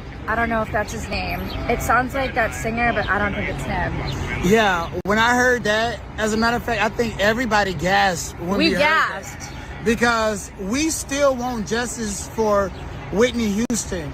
Ray J was Whitney Houston's gay best friend, selling her illegal substances, and it's alleged that he gave her a fatal cocktail because Clive Davis allegedly had an insurance policy on her, and obviously when these celebrities pass away, their music sell like crazy. And Whitney Houston was supposed to perform that night, and we know that her performance skills just went down the drain. So, Ray J, the feds are watching you. But why did they say the drug dealer today was Ray J? Do you think it's the same guy? She's trying to say it's not, but you thought it was. Absolutely, I believe it's Ray J, the singer. And if I had one wish, you need to come out the closet. That's what I wish. And I do believe it was that Ray J. What other person in Hollywood has the name Ray J? Nobody. It was him. You've been pushing the opioids and stuff over there in California. You got Whitney Houston unalive because you knew she was susceptible to it, and he pushed that off on Cassie. I'm willing to bet that Diddy didn't get Cassie hooked. It was Ray J. It also doesn't help Ray J's case when you consider the fact that shortly before Whitney's death, she will be seen on camera crashing in an interview with Clive Davis and the R&B artist Brandy, who was the sister of Ray J, and can be seen slipping Brandy a note that many people saw as Whitney's attempt to cry out for help and inform Brandy that Whitney's life was in danger, and possibly by one or two individuals that Brandy knew. And many people believe because Brandy actually knew about this and she was possibly even related to a person that played a role, she remained silent. I also would like to note that it appears from this clip that Whitney kissed Clive Davis on the lips, which is extremely uncomfortable to watch and weird. And it only gets stranger once you realize that the same day that Whitney Houston lost her life just so happened to be Brandy's birthday, which is even more interesting when you consider the fact, or at least the theories that a lot of people have thrown out there over the years, that they believe that Clive Davis was done with Whitney Houston since she didn't and wasn't able to sing the way that she used to, and wanted to replace her with Brandy. And it also doesn't help when you consider the fact that Ray J seen a surge in his career after Miss Whitney Houston passed away, right? Later in 2012, he would guest appear as a recurring character on the Ricky Smiley Show, and he also co-hosted the reunion special in 2012 of the Bad Girls Club Las Vegas reunion, and then in 2013 he hosted the Bad Girls All-Star Battle, and then in 2014 he was on Love and Hip Hop Hollywood. And then it's Grammy time, and her and Clive had a fight 2 days before. And from what I was told, Bobby Christina was present for some of that fight. And then the next thing you know, she's dead. Ray J was the last person to see her alive. He let the drug dealer in, but she was sober, right? But he let the drug dealer in that gave her the shot. Leola has said, Leola Brown, Bobby Brown's sister, has said on several occasions that she was beaten. They saw her body. She didn't just die in a tub. She was beat up. And Brandy was the one that found her. But see, was it Brandy that found her, or her bodyguard Ray? Clive too. You found her. Well, you know, Ray J was kind of down on his luck because the whole that happened, and then, you know, Whitney was dead and he was using her, as he's said himself, for clout, and then all of a sudden he got Love and Hip Hop LA after Whitney died. Despite this, Clive Davis has also been accused of having an attraction to many men in the industry, including those he signed. His rivalry with legendary artist Barry White, whom I believe is a Freemason as well, allegedly stemmed from Barry White refusing to sign to Clive Davis because Barry had heard about all the control and abuse allegedly taking place, so he decided to start his own record label. Clive Davis has also been accused of sabotaging and emotionally blackmailing Luther Vandross's career and health due to forcing him to keep his sexuality a secret because the music industry wasn't quote-unquote ready for an openly homosexual R&B singer. It is also noted in Clive Davis's memoir that we referenced earlier in the video that he had only 2 romantic relationships with a man, one in which is a doctor and the other that he refuses to name out of respect for him. However, he does note in the memoir that the person has attended award shows and many red carpet events along with him. This is actually interesting to a lot of folks because obviously, like we watched the other video before in my link to Diddy, apparently, now allegedly. So here's the thing, the questions I have. Yeah, and just in relations to Whitney Houston and the whole Ray J speculation, Brandy spec. Listen, at the end of the day, we can only deal with facts. Yeah. Yes, there's conspiracy, but we can only deal with facts. The fact is, she was found. Who found her? Who made that 911 call? And if Bobby Brown's sister has said, well, has she come out and said that the body was, do you know what I mean, was wounded in a way where, do you know what I mean, it was more than what they want to say it is? Then you have to ask the question of, okay, if that's true, we need to hear her say that. We need to hear Whitney Houston's family say it or her in-laws say. We need to, well, I say in-laws, I think at that time, yeah, but either way, we need to hear people speak properly. Ray J, on the other hand, is he the same person that was mentioned in the trial? Who knows? Everyone names can be similar. Let's be real, they can be similar. Do you know what I mean? That's just like, for example, with Michael Jackson, you got this similar acronym names MJ and MJ, yeah, or MJJ and MJJ. Michael Joseph Jackson and Michael Jeffrey Jordan. Both greats, by the way. Do you know what I'm saying? So again, it's and wait, they're both they're both Michaels as well. Funny enough, do you know what I'm saying? So if you put Michael J, then you've got Michael J. Fox. Anyway, the point I'm trying to make is you just don't know. But we need to slow down. Yeah, this is about Clive Davis. Yeah, I'm sure everyone who's connected with whatever wrongdoing they have done in their lives, they're gonna get their karma. Not only will they get their karma, victims will get their justice, and that's the most important thing. One thing about in life, you can't run away from what is coming to you. You can't run away from it. You can never run away from it. But anyway, let's keep it moving. This could apply to Diddy on multiple levels. Clive does a great job in his memoir of not even naming the profession of the person, which also adds to the speculation, as he knows that by simply listing him as a CEO or a rapper or a producer, then it could expose the person's identity. This speculation seems more possible when you learn that Clive has also been accused most notoriously of being the person that groomed P. Diddy back in 1994, which led to Diddy rising in the music industry so fast, but also into adopting predatory tactics that Diddy would later allegedly use on others as well. Rumor has it, allegedly, Diddy got on his knees for Clive Davis in 1994, and that's how Bad Boy Records came about. And that is where we're going to end this video and pick up in part 2, where we're going to talk about Clive and Diddy's relationship on a more personal level, on a more detailed level, talk about Clive's influence and how it showed in Diddy's behaviors and accusations, along better explaining the allegations that Diddy has been facing over the past few decades. Right? Once again, hop in the comment section, give me your thoughts. Hit the like button if you don't mind. If you want the extended version, that's right, the uncensored and extended version of this video, please consider becoming a member of the Patreon. You can find the link to the Patreon in the description. Right? Once again, hit that like button if you don't mind. I'm Demetrius. I go by Diddy. Until next time. Peace. Shout out to you, Demetrius. Get me. Alright. So obviously I'm gonna leave my comment. I've got a lot of questions to ask. This was okay, we'll just pause that. Alright, so we're gonna look at this one. When did he do this? 2 months ago, right? Alright, perfect timing, because I hope he got a part 2, really and truly. We'll get into that. Alright, so the newest.